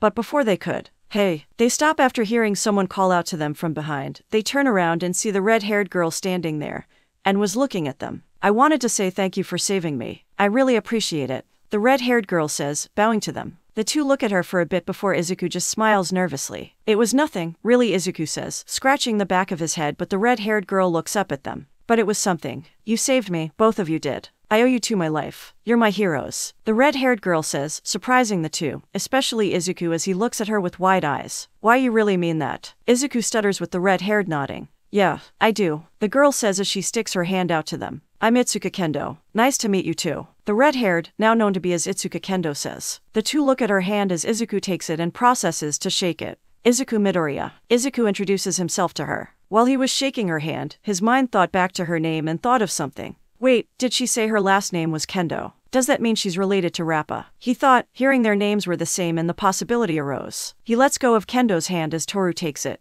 Toru Midoriya. Toru introduces herself to Kendo while shaking her hand. Oh, are you guys siblings? Kendo asks, hearing the same last name. Well, Izuku was going to explain, but unfortunately, Toru beat him to it. We're not. He's my master and I'm his sessy maid. Toru says with a smile as Izuku looks at her in horror while Kendo looked at her bewilderment. Ook. Kendo utters, unsure of what to think of this as Izuku frantically waves his hands. No, it's not that. She's my distant cousin from my mom's side and she's just living with us. Izuku says, trying to convince Kendo that he was telling the truth. Really? Kendo asks. Why yes, what she just said was a joke. She was joking, in her own way. Izuku says, as Toru looks at him with a raised eyebrow. But, I wasn't joking, Toru was about to say, but Izuku stops her when he places his hand on her mouth and covers it shut. She was joking, really. Izuku says, smiling, but his smile looked to be a bit forced. Well, still, I'm grateful to you two for saving me. I hope that I can repay that to you someday, Kendo says. She looks at the sky, which was started pouring down rain, but could see that the clouds were breaking away and saw the change in color, altering her. I've got to go, my parents are going to freak if I show up late and I live in another prefecture, she says, scrambling and gathering her things. Once she does, she turns back to the two and bows at them one more time.